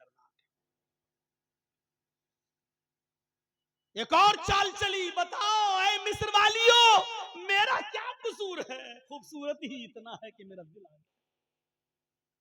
सारी औरतें कहने लगी नहीं नहीं नहीं, तुम्हारा कोई कसूर नहीं, मेरा तो खुद ही आ गया। अब जब ये कबूल करवा लिया कि तुम्हारा भी दिल इसके ऊपर आया, तो सुनो क्या कहा। उफ़ो, कुरान क्या कहा बादशाह मिस्र की बीवी ने। आए और तो सुन लो, यूसुफ को सामने रखकर क्या कहा। अगर इस लड़के ने, इस नौजवान ने अगर मेरी बात न मानी, धमकी भी, अगर इसने मेरी बात न मानी और मेरा कहा न माना, और जो चीज मैं इससे चाहती हूं अगर इसने मेरे मुतालबे को पूरा न किया, तो इसको मैं सख्त से सख्त सजा दिलवाऊंगी या जेल में सड़ा दूंगी, जेल भेज कर रहूंगी। ये जेल में सड़ेगा, ये जेल में जाएगा, लंबी मुद्दत तक जेल में रहेगा, जेल में इसको सड़वा दूंगी। और जब यूसुफ अलैहिस्सलाम ने सुना कि बादशाह मिस्र की बीवी ने, मेरी मालिका ने, मेरी मालिकन ने ये कह दिया कि मैं इसको जेल में सड़ा दूंगी, तकलीफ पहुंचाऊंगी, तो जानते हो यूसुफ अलैहिस्सलाम ने क्या किया। आसमान पर नजरें डाली और अल्लाह से दुआ की। जब यूसुफ अल्लाह से दुआ कर रहे थे, तो उस दुआ में भी औरतों के मक्र और फरेब और चाल का जिक्र कर रहे थे। और यूसुफ ने जो दुआ की, वो क्या दुआ की। रब्बिस सिजनु अहब्बु इलैया मिम्मा यदूननी इलैहि। आए मेरे रब, मुझे जेल में जाना ज्यादा महबूब है, मुझे जेल में जाना ज्यादा पसंद है, मुझे जेल में जाना गवारा है, लेकिन वो काम करना गवारा नहीं जिस काम की तरफ ये औरतें मुझे बुला रही हैं। यदूननी इलैहि, जिस काम की तरफ ये मुझे बुला रही हैं। पता चला कि एक औरत नहीं बुला रही थी, सारी औरतें ये चाह रही थी कि यूसुफ मेरे साथ मुंह काला कर ले, यूसुफ मेरे साथ टाइम दे दे और मुझे वक्त दे दे। इसलिए यदूननी जमा मुअन्नस गायब का सेका इस्तेमाल हुआ है। क्या कहा, आए अल्लाह मुझे जेल में जाना ज्यादा पसंद है, मुझे जेल में सड़ जाना पसंद है, मुझे जेल की जिंदगी गवारा है, मुझे जेल खाना पसंद है, लेकिन वो काम करना पसंद नहीं है जिस काम की तरफ ये औरतें मुझे बुला रही हैं और मुझे दावत दे रही हैं।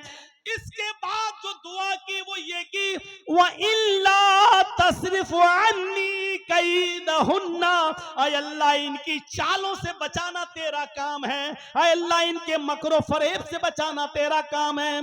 आय अल्लाह अगर तूने मुझे इनके चालों से महफूज न किया, इनके इरादों से महफूज न किया, इनकी चालों से और इनके ढोंग से अगर तूने मुझे मेरी हिफाजत ना फरमाई, अस्बु इलैहिन्ना व अकुम मिनल जाहिलीन, तो मैं भी इनकी तरफ गिर जाऊंगा, मैं भी इनकी तरफ माइल हो जाऊंगा, मैं भी इनकी तरफ झुक जाऊंगा। अगर तूने मुझे इनकी चालों से न बचाया, अगर तूने मुझे इनकी चालों से महफूज न किया, तो मैं भी इनके साथ मुंह काला कर बैठूंगा। व अकुम मिनल जाहिलीन, और मेरा शुमार नादानों में और जाहिलों में हो जाएगा। क्या कहा यूसुफ अलैहिस्सलाम ने, अल्लाह इनकी चालों से तू मुझे बचा ले, जेल में भले ही चला जाऊं वो मुझे गवारा है। अब सुनिए, तालीम देखिए क्या है। यूसुफ अलैहिस्सलाम के फिर वो पीछे पड़ के रह गई, ये जेल में भी जाने के लिए तैयार है, जबरदस्ती करूं इसके साथ। अब जबरदस्ती करने लगी। क्या कहा, यूसुफ इधर आओ, चलो एक काम है। कुरान कहता है अंदर ले गई, ये दरवाजा बंद, और अंदर ले गई, दूसरा दरवाजा बंद, और अंदर ले गई, तीसरा दरवाजा बंद, कई दरवाजों के अंदर ले गई। और जब लास्ट वाले कमरे में पहुंची तो कहने लगी, आए यूसुफ आओ, अच्छा मौका है, एक खूबसूरत औरत तुम्हारे पास है, तन्हाई का मौका है, आओ आओ मेरे करीब आओ। यूसुफ को जब अपने करीब बुलाने लगी तो यूसुफ अलैहिस्सलाम ने कहा, माअज़ल्लाह, अल्लाह की पनाह, मैं ये काम नहीं कर सकता। वो उठी, यूसुफ भागे। कुरान देखिए, यूसुफ अलैहिस्सलाम ने दरवाजा खोला, आगे बढ़े, ये भी आगे बढ़ी, दूसरा दरवाजा खोला और आगे बढ़े, आखिरी दरवाजे पे पहुंच गए। पहुंचते पहुंचते उस औरत ने यूसुफ के दामन को पीछे से पकड़ा और यूसुफ दरवाजा पकड़े हुए थे ऐसे। यूसुफ ये हट गया, यूसुफ दरवाजा पकड़े हुए थे पहले से, और जैसी खींचा उस औरत ने अपनी तरफ, बादशाह मिस्र की बीवी ने अपनी तरफ यूसुफ को खींचा, तो यूसुफ का कुर्ता पीछे से फटता चला गया। कौन ये खतरनाक लाइट मार रहा भाई? ये लाइट लड़कियों पे मारी जाती है, तो मुझ पे मार रहे हो? इतनी भी अकल नहीं है तुम्हें? जरूर कोई छिछोरा है जिसको उसके बाप ने तरबियत नहीं दी।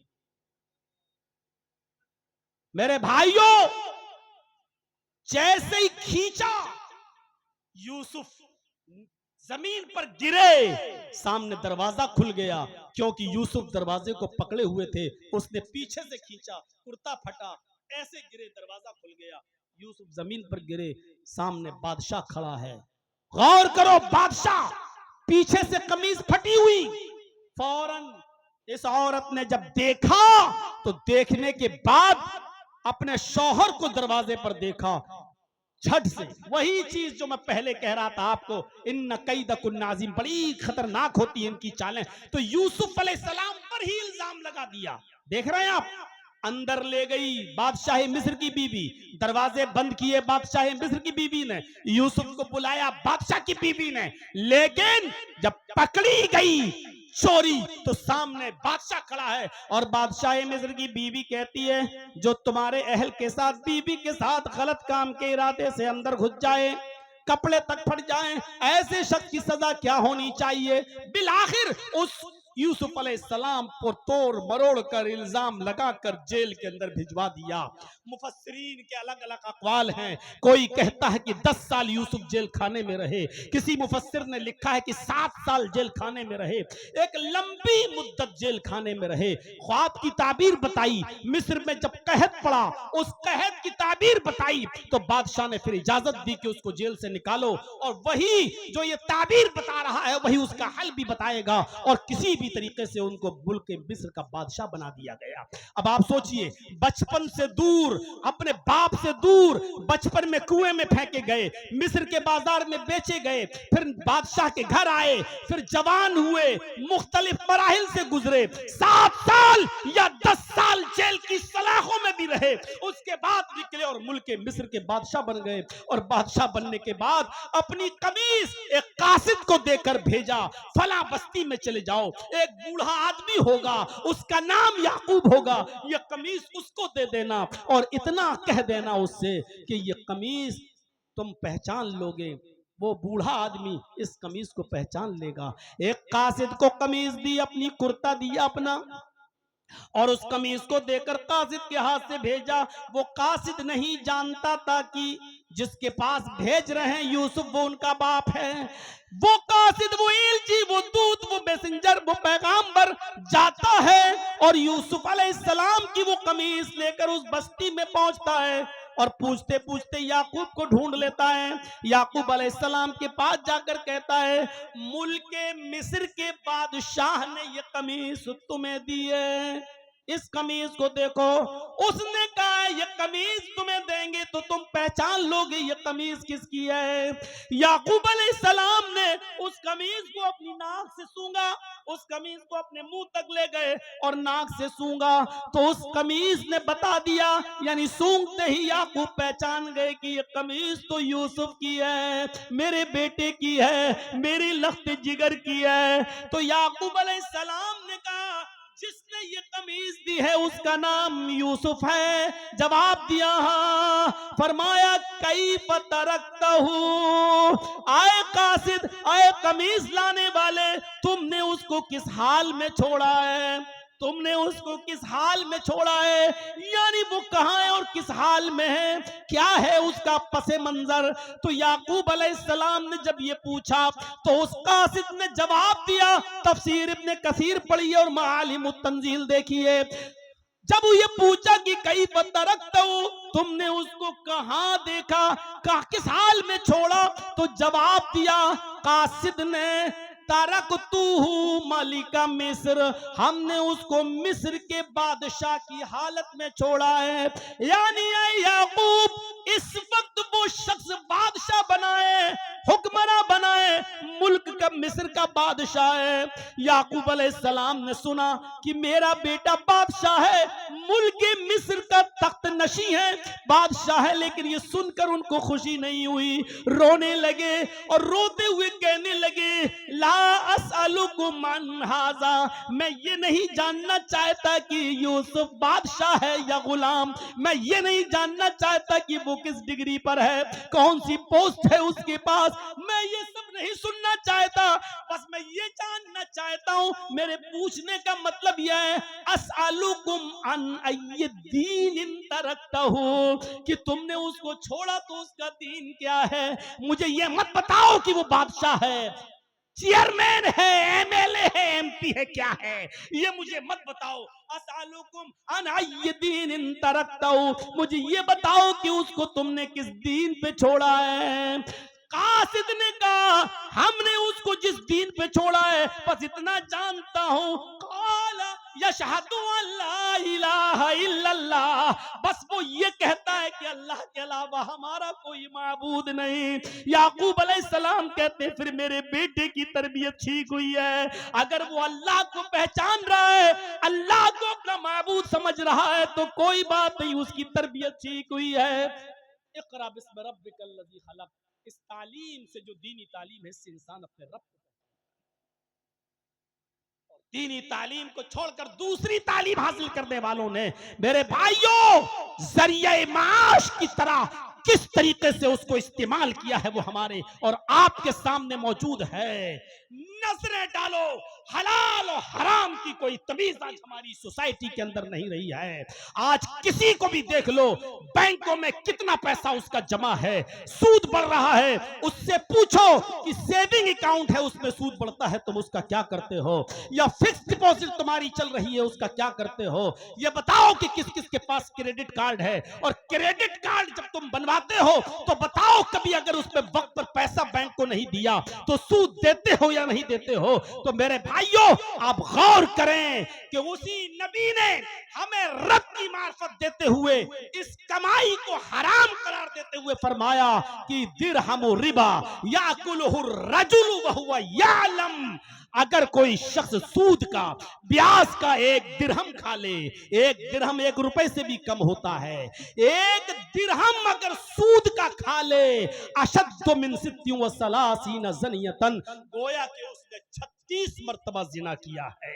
अल्लाह के नबी फरमाते हैं, 1 रुपया सूद का, और जानता है कि ये सूद का है और खाता है, तो गोया कि वो 36 मर्तबा जिना करता है। यानी 36 मर्तबा जिनाकार को जिना करने के बाद जहन्नम में जो सजा मिलेगी वो सूद का 1 रुपया खाने वाले को मिलेगी। मेरे प्यारे साथियों, जरा तसव्वुर करो कि जिनका कारोबार ही सूद का हो, जो कारोबार ही लेन देन ही जिनका पूरा सूद पे चल रहा हो, वो अंदाजा लगाएं। एक हदीस के अंदर अल्लाह के नबी ने फरमाया, सूद खाने वाला ऐसा है जैसा कि वो अपनी मां से निकाह कर रहा है। यानी जिस तरह कुरान की आयतें 3 नहीं 3 लाख मर्तबा भी पढ़कर अगर मां के साथ निकाह करोगे तो मां हलाल नहीं हो सकती है, इसी तरीके से सूद पर कितनी बार कुरान और कुरान की आयतें पढ़कर भी अगर खाना चाहो तो सूद भी हलाल नहीं हो सकता। जिस तरह मां हराम रहेगी उसी तरह सूद भी हराम रहेगा। मेरे प्यारे साथियों, ये तालीम आपको कुरान और हदीस की तालीम से मिलेगी, इसलिए रब की मारिफत बहुत जरूरी है। फिर सुनो, याकूब अलैहिस्सलातु वस्सलाम ने सबसे पहले जो सवाल किया वो यही कि कैफ़ तरक्तहु, तुमने यूसुफ को किस हाल में छोड़ा। उसने कहा तरक्तहु मलिका मिस्र, मिस्र के बादशाह की हालत में छोड़ा। कहा ला असअलुकुम अन हाजा, मैं इसके बारे में नहीं जानना चाहता। असअलुकुम अन अय्य दीन तरक्तहु, मैं ये जानना चाहता हूं कि तुमने यूसुफ को किस दीन पे छोड़ा। आला यशहदु अल्ला इलाहा इल्लल्लाह, कहा वो तो कहते हैं कि अल्लाह के अलावा कोई माबूद। आपने अपनी औलाद को क्या तालीम दी, क्या तालीम दी है आपने अपनी औलाद को, अपने रब के बारे में क्या समझाया है, अल्लाह की जात और उसकी मार्फत के बारे में आपने अपनी औलाद को क्या सबक सिखाया है। जिस तरह बाप का किरदार होता है औलाद की तालीम और तरबियत में, उसी तरह मां का किरदार भी होता है अपनी औलाद की तरबियत में। आपने सुना है एक डाकू था, एक डाकू हमारे उत्तर प्रदेश में, जिसका नाम था सुल्तान डाकू। बहुत मशहूर डाकू था। पकड़ा गया, मुकदमा चला, फांसी की सजा हुई, और फांसी के दिन उससे जब आखिरी आरजू पूछी गई तो कहता है मुझे मेरी मां से मिलना है। जब उस डाकू के सामने उसकी मां को लाया गया, जल्लाद भी खड़ा है, जेलर भी खड़ा है। जेलर ने कहा ले मिल ले अपनी मां से, और कुछ कहा हां अगर पूरा कर सकते हो तो बताओ। कहा ठीक है कोशिश करेंगे, बोलो क्या चाहते हो, तुम्हारे पास ज्यादा वक्त नहीं है। उसने कहा मुझे ज्यादा वक्त की जरूरत भी नहीं है, बस इतना चाहता हूं कि मुझसे पहले मेरी मां को तख्तेदार पे लटका दो, बस इतना चाहता हूं कि मुझसे पहले मेरी मां को फांसी दो। दोनों कहने लगे पागल है क्या, सजा तुझे हुई, फांसी इसको क्यों दूं, और इसकी क्या गलती। कहा सारी गलती इसी मां की तो है। जेलर साहब जब मैं 5 साल का था, मेरी मां बहनों अगर तुम्हें कपड़े दिखाने से फुर्सत मिल गई हो, अगर तुम्हें अपना जेवर दिखाने से फुर्सत मिल गई हो, तो सुनो अपनी औलाद की तरबियत में तुम्हारा किरदार सबसे नुमाया किरदार होगा अगर तुमने अपनी औलाद की तरबियत अच्छी तरीके से कर दी तो। क्या कहा सुल्तान डाकू ने, जब मैं 5 साल का था मेरी मां ने मुझे पैसे दिए कि बेटा किराने की दुकान पे चले जाओ और अंडा लेकर आओ। मैं दुकान पर गया, मैंने किराने वाले से कहा एक अंडा दे दो, उसने अंडा दिया, उसने मुझसे कहा पैसे दो, और मैंने उसको बेवकूफ बना दिया, मैंने कहा पैसा तो मैं दे चुका हूं। उसने सोचा बच्चा है झूठ तो बोलेगा नहीं, मैं ही भूल गया हूँ लेने देने में, इसलिए कहा बेटा कोई बात नहीं, पैसे दे दिए तो कोई बात नहीं, जाओ। जब मैं अंडा लेकर अपनी माँ के पास आया, मैंने कहा माँ अंडा भी ले लो और पैसा भी बचा के लाया। माँ ने कहा कैसे, मैंने पूरी बात बता दी। दुकानदार ने कहा पैसे, मैंने कहा दे तो दिए, उसने भी कहा दे दिए होंगे, अच्छा ठीक है मैं ही भूल गया बेटा कोई बात नहीं। माँ ने मुझे सीने से लगाया जेलर साहब, और मेरी पीठ थपथपा के कहा बेटे इस गरीबी में तुमने एक टाइम का खाने का इंतजाम कर दिया, अब ये पैसा शाम के खाने के काम आ जाएगा, ये पैसे में शाम की सब्जी आ जाएगी। जेलर साहब उसी दिन से मेरा हौसला बढ़ता है, उसी दिन से मेरा हौसला बढ़ता है। मैं छोटी मोटी चोरियां करके लाने लगा और मेरी माँ मुझे पीठ थपथपाने लगी, फिर मैं बड़ी बड़ी चोरियां करने लगा, और फिर बड़ा होता गया, फिर एक बहुत बड़ा डाकू बन गया, फिर सरेआम लूट करने लगा, और जो माल नहीं देता था उसका मर्डर करने लगा, खंजर से छुरी से चाकू से उसको मारने लगा। किसी का कत्ल कर देना मेरे लिए मामूली बात हो गई, बस मुझे माल चाहिए, अगर आसानी से कोई दे देता तो ठीक है, नहीं देता तो उसको कत्ल करके मैं उसका माल छीन लेता था।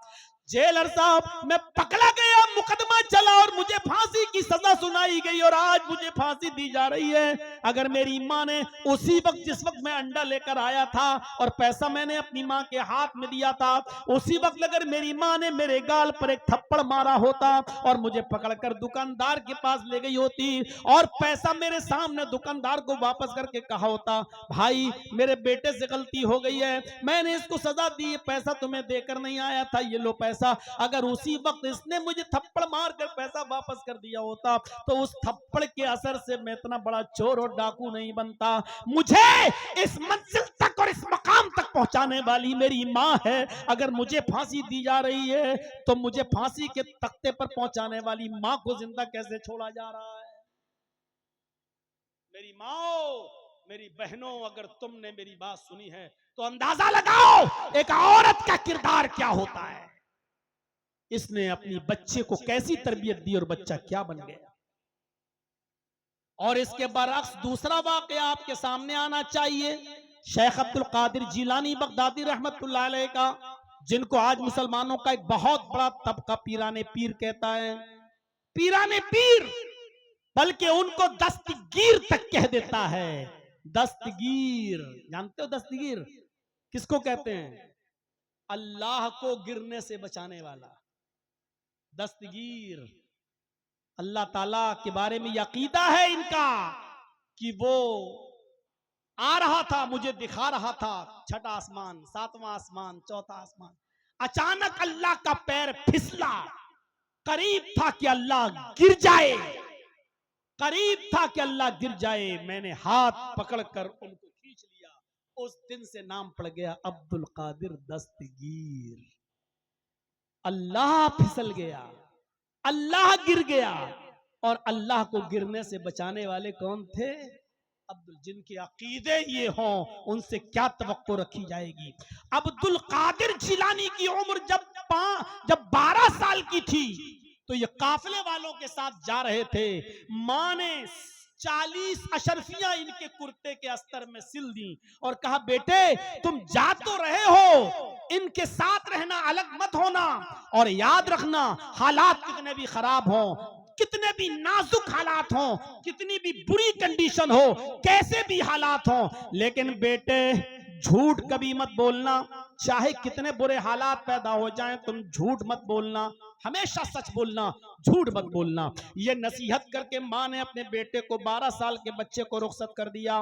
ये काफिला रवा दवा हो गया, चलने लगा, और जब ये कहीं गुजर रहा था सहरा और जंगल से, वही डाकू छिपे हुए थे, चोर, उन चोरों ने इस काफिले पर हमला कर दिया, सबका माल लूट लिया। इस बच्चे के पास से भी एक चोर गुजरा और कहने लगा, ए लड़के तेरे पास भी कुछ है? आए बच्चे तेरे पास भी कुछ है? अब्दुल कादिर जिलानी ने कहा, हाँ मेरे पास भी है। चोर आ गया करीब, क्या तेरे पास भी है? कहा क्या है? कहा 40 अशरफी। अरे कहाँ है भाई, मुझे तो नहीं दिख रही हैं, कहाँ है? कहा ये है, ये कोट कुर्ते के अस्तर में। उसको उधेड़ कर देखा तो 40 अशरफी मिलती हैं। चोर दंग रह गया, बेटा ये तो यहाँ छिपी हुई थी, हम तो यहाँ तक पहुंच भी नहीं पाते, और तुम तो इतने छोटे बच्चे हो कि तुम्हारी तलाशी भी कोई नहीं लेता। ये बताओ तुम जब ये पैसा, जब ये अशरफियां छुपी हुई थी तो तुमने बता क्यों दिया? क्या जवाब देता है वो बच्चा? मेरी बहनों सुनो और मेरी कौम की बेटियों सुनो, मेरी माओ सुनो। उस बच्चे ने जवाब दिया कि जब मैं घर से निकल रहा था तो मेरी माँ ने मुझे नसीहत करते हुए फरमाया, बेटे हालात कितने भी नाजुक हों, कितने भी नागुफ्ताबे हों, कितने भी खराब हों, लेकिन झूठ कभी मत बोलना।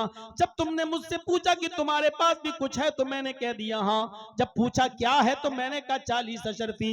मैं अपनी माँ का कहना कैसे ठुकरा सकता था, जबकि मेरी माँ ने ये कहा था कि हालात कितने भी खराब हों लेकिन बेटे झूठ कभी मत बोलना, इसलिए मैंने सच सच बता दिया। उस चोर ने कहा, वाह तू अपनी माँ का इतना कहना मानता है, और मेरी तो सारी जिंदगी इसी चोरी और डकैती में गुजर गई। मैंने तो आज तक अपने रब की फर्मा बरदारी नहीं की। मैं कितना बड़ा निकम्मा और कमीना इंसान हूँ। वो इस बच्चे को लेकर अपने सरदार के पास गया और पूरा वाकया बताया। सरदार के ऊपर बड़ा असर हुआ। उसने सारे चोरों को हुक्म दिया कि इन लोगों का लूटा हुआ माल वापस कर दो और सब तौबा करो, और आज के बाद कोई भी नाफरमानी नहीं करेगा अपने रब की। सबने अल्लाह के हुजूर सच्ची तौबा की और दुआ की, अल्लाह के सामने गिड़गिड़ाए और रोए। तो मेरे भाइयों, एक बच्चे के सच बोलने से सारे के सारे चोरों ने अल्लाह से तौबा करके सही रास्ता पकड़ लिया। इस बच्चे को सही तरबियत देने वाली भी एक माँ थी। माँ का किरदार बड़ा अजीब होता है। माँ का किरदार, माँ चाहे तो अपने बच्चे को डाकू बना दे, और माँ की तरबियत चाहे तो अपने बच्चे को ऐसा बना दे कि वो वक्त का एक बहुत बड़ा वलीउल्लाह बन जाए, वक्त का एक बहुत बड़ा मुजाहिद बन जाए, वक्त का बहुत बड़ा खुदा तरस बन जाए। मेरे भाइयों, ये आज इमाम काबा को जो आप देखते हो, ये सुदैस साहब जिनकी किरत आप सुनते हैं, इनके बारे में किस्सा मालूम है। ये कोई शरारत कर रहे थे तो माँ ने गुस्से में बद्दुआ दी। आज की माएं क्या बद्दुआ देती? मर जा कुत्ते, दिखता नहीं कुत्ते, सताता है कुत्ते। आज ये बद्दुआ देती है माँ, मर जा नालायक बेशरम, इस तरीके की। और ये कारी सुदैस, इनसे गलती हुई, माँ को परेशान कर रहे, माँ ने पकड़ के थप्पड़ लगाया। और बद्दुआ नहीं दी। इस गुस्से में भी दुआ निकली मां की जबान से, तो ये निकली, जा अल्लाह तुझे काबे का इमाम बना दे, अल्लाह करे कि तू काबे का इमाम बन जा। इस गुस्से में भी मां की जबान से जुमला निकला तो क्या निकला, अल्लाह तुझे काबे का इमाम बना दे। ना जाने कौन से वक्त में उसकी जबान से ये दुआ निकली, और आज वो बच्चा बड़ा होकर आज खाने काबा का इमाम है, उस मक्के का इमाम है।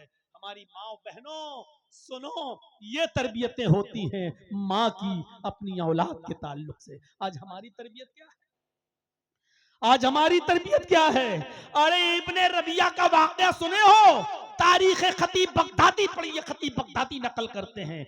इब्ने रबिया के बाप रबिया इब्ने अल फर्रुख थे, बेटा पेट में है, हमल है, 1-2 महीना बाकी है बच्चा पैदा होने में, लेकिन सफर पेश आ गया। इनको सफर पे जाना था। 20,000 दीनार अपनी बीवी को देते हैं रबिया, और कहते हैं कि लो मैं खर्चे के तौर पर ये 20,000 दीनार देकर जा रहा हूं, मुझे आने में 2 महीने भी लग सकते हैं, 1 साल भी लग सकता है, सफर लंबा है, 2-3 साल भी लग सकते हैं, मैं जा रहा हूं। रबिया अपनी बीवी को 20,000 दीनार देकर चले जाते हैं, लेकिन रबिया को लौटने में 27 साल लग गए। 1 साल नहीं, 2 साल नहीं, 3 साल नहीं, पूरे 27 साल के बाद रबिया इब्न अल फर्रुख जब लौट कर आए, तो उस जमाने में ये हदीस भी है, अब तो खैर मोबाइल का जमाना हो गया है, आप कहीं बाहर से हैं तो अपने घर जाने से पहले फोन कर दें अपनी बीवी को कि मैं आ रहा हूं और इस वक्त तक घर पहुंच जाऊंगा। जानते हो, अपने घर में अपनी बीवी को ये कह देना जरूरी है। क्यों? पता नहीं बीवी किस कंडीशन में बैठी हो, और आप 1 महीने 2 महीने के बाद सफर से आ रहे हो और देखो कि किचन में घुसी हुई है, घुसी हुई है सलवार, और प्रागंदा हाल है, बाल बिखरे हैं, और कुछ उसने तैयारी नहीं की है, और आप घर में घुसो बड़े अरमानों के साथ, और बीवी का चेहरा सोच रहे होगे कि मिलेगी हेमा मालिनी, घर में गए तो देखा चुड़ैल, उसका चेहरा मुंह, अब आपके गुस्से में तलाक तलाक तलाक, बखत मैं तो आया हूं सोच के कुछ और तू भूतनी बनी बैठी हुई है यहाँ। इसीलिए हाँ, हदीस के एक लफ्ज पर गौर कीजिए। अल्लाह के नबी कहते हैं इतला कर दो, उस जमाने में कह रहे हैं कि इतला कर दो। और कोई आदमी जब बाहर से आता था तो अपने गांव की मस्जिद में रुक जाता था, और मस्जिद से रुककर किसी को भेजकर कहता था कि तुम्हारे शौहर आ चुके हैं, मस्जिद में हैं, क्या घर में आने की इजाजत है? अगर बीवी इजाजत देती तो शौहर घर में जाता, और बीवी नहीं देती तो वो मस्जिद ही में रहता। इतनी देर में बीवी अपना मेकअप कर ले, बन सवर कर तैयार हो जाए, ताकि मेरे शौहर की नजर मुझ पे पड़े तो वो हमको अच्छे अंदाज में देखें। अब ज्यादा मैं इसको घिस पिस के नहीं, वरना गैर मुस्लिम लोगों ने भी हमारी वो खूब बनाई, वो देखा था ना, वो खूब कटिंग चली उस पर, वो घर में रहती हो ऐसे बनकर और बाहर जाती हो। और मैंने कहा कि जो औरत अपने शौहर के लिए बन ठन के नहीं रहती है, उस औरत को ये कहने का कोई अधिकार नहीं है कि तुम रात में 12 बजे क्यों आते हो, 1 बजे। कितना लोगों ने उस पर इंस्टाग्राम पे चलाया, गैर मुस्लिमों ने भी उस पे 1-1 करोड़ रुपया कमाया। मेरे भाइयों जरा गौर करो, इसको इतना उछाला इसको कि आज तमाम, अब तो ट्रेनों में जाओ तो टोपी न लगाओ तो गैर मुस्लिम भी पहचान लेते हैं मुझे, आपकी शक्ल वो लग रही है, यूट्यूब वाले मौलाना लग रहे हैं आप, वही है ना, वही है ना। अब तो ये हाल हो गया है कि अगर पैंट शर्ट पहन के भी सफर करो तब भी लोग पहचान लेते हैं। ये सूरत हाल हो गई अब उस वीडियो के बाद से। तो मेरे भाइयों, रबिया इब्न अल फर्रुख जब आए, मस्जिद में ठहर गए और घर खबर भिजवा दी कि मैं आया हूं 27 साल के बाद, बताओ मैं घर पे कब आ जाऊं। तो बीवी ने कहा कि तुम मगरिब की नमाज के बाद घर पे आना। शौहर ने असर की नमाज मस्जिद में पढ़ी, एक खूबसूरत नौजवान लड़के ने नमाज पढ़ाई और चला गया। मगरिब की नमाज के लिए वही खूबसूरत नौजवान लड़का आता है, अच्छी किरत करता है और बेहतरीन अंदाज में दर्स देता है।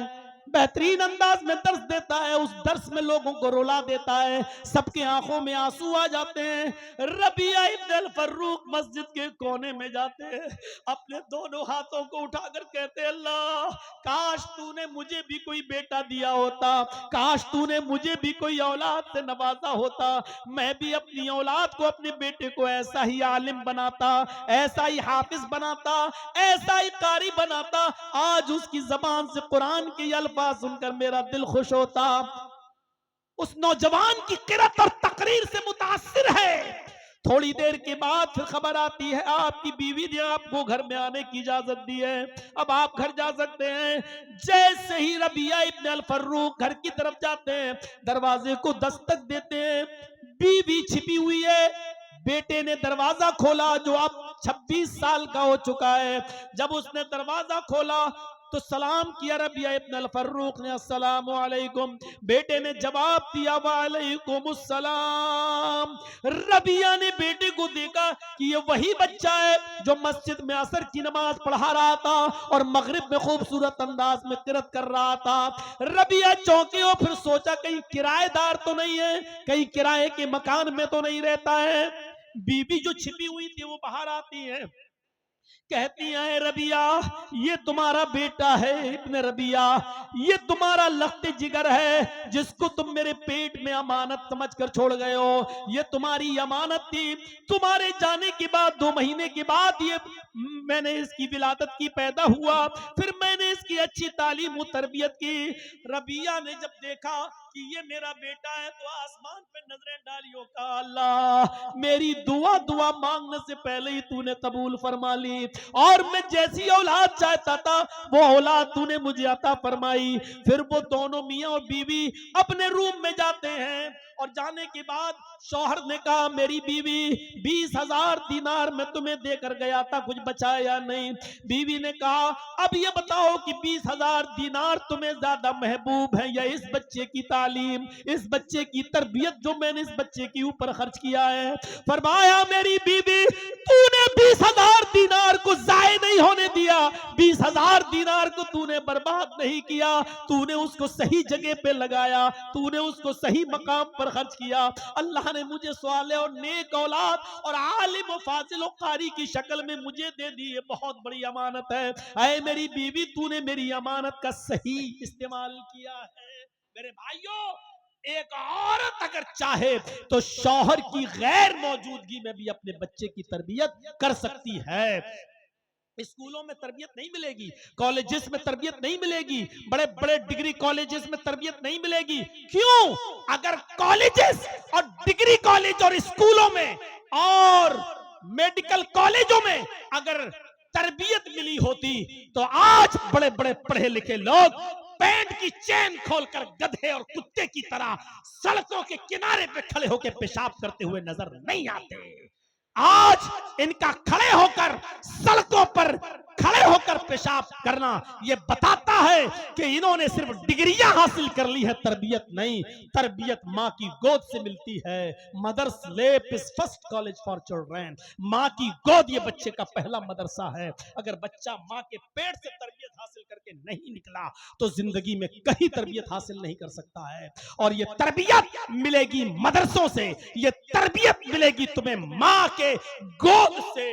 इसलिए ऐसी तरबियत अगर अपनी औलाद की चाहते हो तो अच्छी माओं का इंतखाब करो और अच्छे मदरसों का इंतखाब करो। तो मेरे प्यारे साथियों, हम क्या तरबियत देंगे? एक किताब आपने सुना होगा, एक सहाबिया का वाकया, और एक किताब है जिस किताब का नाम है तज़किरतुल हुफ़्फ़ाज़। इस किताब के राइटर हैं अल्लामा शमसुद्दीन ज़हबी रहमतुल्लाह अलैह। अल्लामा शमसुद्दीन ज़हबी की मशहूर किताब है तज़किरतुल हुफ़्फ़ाज़। उसमें एक सहाबिया का वाकया नकल किया गया है कि एक सहाबिया जब उनके घर में बच्चा पैदा हुआ, एक सहाबिया जब उनके घर में बच्चा पैदा हुआ तो जब भी वो बच्चा पेशाब करता था, वो सहाबिया औरत उस बच्चे की शर्मगाह पर पानी का लोटा डाल दिया करती थी, पानी का बर्तन डाल दिया करती थी। जैसे उस बच्चे ने पेशाब किया, माँ उस बच्चे की शर्मगाह पर पानी बहा दिया करती थी। बच्चा ये सब कुछ देखता था और एक दिन आया जब बच्चा चलने के लायक हो गया, पहला दिन था। और सुनो, मेरी माएं सुन रही हैं तो सुने, मेरी बहनें सुन रही हैं तो सुने, उस बच्चे का पहला दिन था खड़े होकर चलने का। और जब पहला दिन था बच्चे के खड़े होकर चलने का, और बच्चे को जब पेशाब लगा तो बच्चे ने पानी का छोटा सा बर्तन उठा लिया, और ऐसे उठाया दोनों हाथ से और लेके चलने लगा। बच्चा नाली के किनारे बैठ गया और पेशाब करने लगा। उस बच्चे को नहीं मालूम कि पानी किस हाथ में पकड़ना चाहिए, उसको नहीं मालूम कि शर्मगाह किस हाथ में हाथ से पकड़ना चाहिए, उसको नहीं मालूम कि आबे दस्त या इस्तिंजे के लिए पानी कैसे लेना चाहिए, उसको कुछ नहीं मालूम। उसको इतना मालूम है कि पेशाब करने के बाद माँ मेरी शर्मगाह पे पानी डाल देती है। उस बच्चे ने पेशाब किया, और बच्चे ने पेशाब करने के बाद पानी ऐसे लिया और अपनी शर्मगाह पे डाल लिया। माँ ये मंजर देख रही है कि मेरे बच्चे ने पेशाब किया और पानी लेकर उसने अपनी शर्मगाह पे डाल दिया, तो दूर से ही रोते हुए कहती है, फुज़्तु बिरब्बिल काबा, काबे के रब की कसम में कामयाब हो गई, काबे के रब की कसम में कामयाब हो गई। मैं अपने बच्चे को जो सिखाना चाहती थी सिखा दी, मैं अपने बच्चे को जो तालीम देना चाहती थी दे दी, मैं अपने बच्चे को जो बताना चाहती थी वो बता दी। अब अगर मेरी रूह भी निकल जाए तो मुझे परवाह नहीं, इसलिए कि मैं अपने बच्चे को जो तरबियत देना चाहती थी वो तरबियत दे दी। आए अपने 5 और 6 साल के बच्चों के पैंट की चेन खोलकर नालियों के किनारे खड़े होकर पेशाब कराने वाली माओ बहनों, तुम अपने बच्चों को क्या तरबियत दे रही हो? आज तुम्हारी गोद में पलने वाली 10-10 साल की लड़कियां भी कैसे कपड़े पहन रही हैं, 12 साल की बच्चियां कैसे कपड़े पहन रही हैं। और तो और मुझे नहीं मालूम कि तुम्हारे झारखंड का क्या हाल है। आओ लखनऊ की सरजमीन पर बड़े बड़े हाजियों, बड़े बड़े नमाजियों, बड़े बड़े मुल्ला मौलवियों और कारियों और हाफिजों की बेटियां जिनकी उम्र 18, 19, 20 साल की हो चुकी है, लखनऊ यूनिवर्सिटी और ऐसे ही दूसरे कॉलेज में पढ़ने वाली ये हाजियों, नमाजियों की और मौलवियों की और कारियों की लड़कियां आज इंस्टाग्राम पर रील बना रही हैं, सरों से दुपट्टे उनके उतर चुके हैं, उड़ियां हैं, आधे नंगे कपड़े और चुस्त लिबास में डांस कर रही हैं, डांस कर रही हैं और नाच रही हैं, और अपने सीने का हिस्सा दिखा दिखा कर इंस्टाग्राम पे पैसे कमा रही हैं। और बेगैरत बाप अपनी बेटी के इस कारनामे को तरक्की कहता है, तरक्की की दुनिया कहता है, मॉडर्न जमाना कहता है। इससे बेहतर था कि तू मर जाता, हाजी ना कहलाता। इससे बेहतर था कि तू मर जाता, मौलवी ना कहलाता। इससे बेहतर था कि तू मर जाता, कारी ना कहलाता।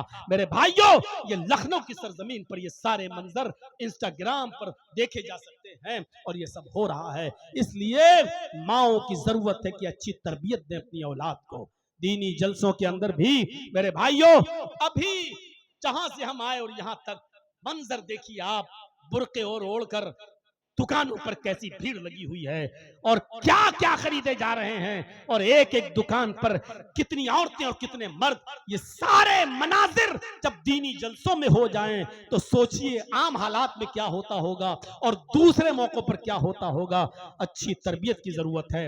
आज जरूरत से ज्यादा मैं चीख दिया, जरूरत से ज्यादा मैं चिल्ला दिया, और जरूरत से ज्यादा पुराने अंदाज में मैंने आपके सामने खिताब भी कर दिया।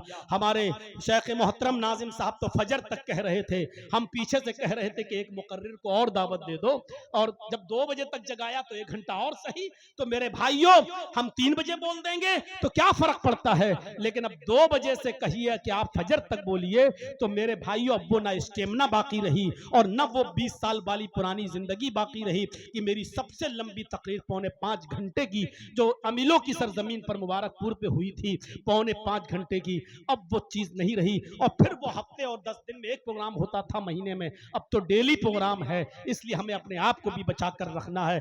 आपसे गुजारिश है कि दीनी मदरसे आपके ताबुन पे चल रहे हैं, और झारखंड वालों तुम खुशनसीब हो कि तुम्हें यूपी की तरह कोई गवर्नमेंट नहीं मिली है, वरना मदरसे का चंदा करना तक मुश्किल होता, और मदरसों की इंक्वायरियां बैठी होती और सुप्रीम कोर्ट में आज हलफनामे दाखिल कर दिए गए होते।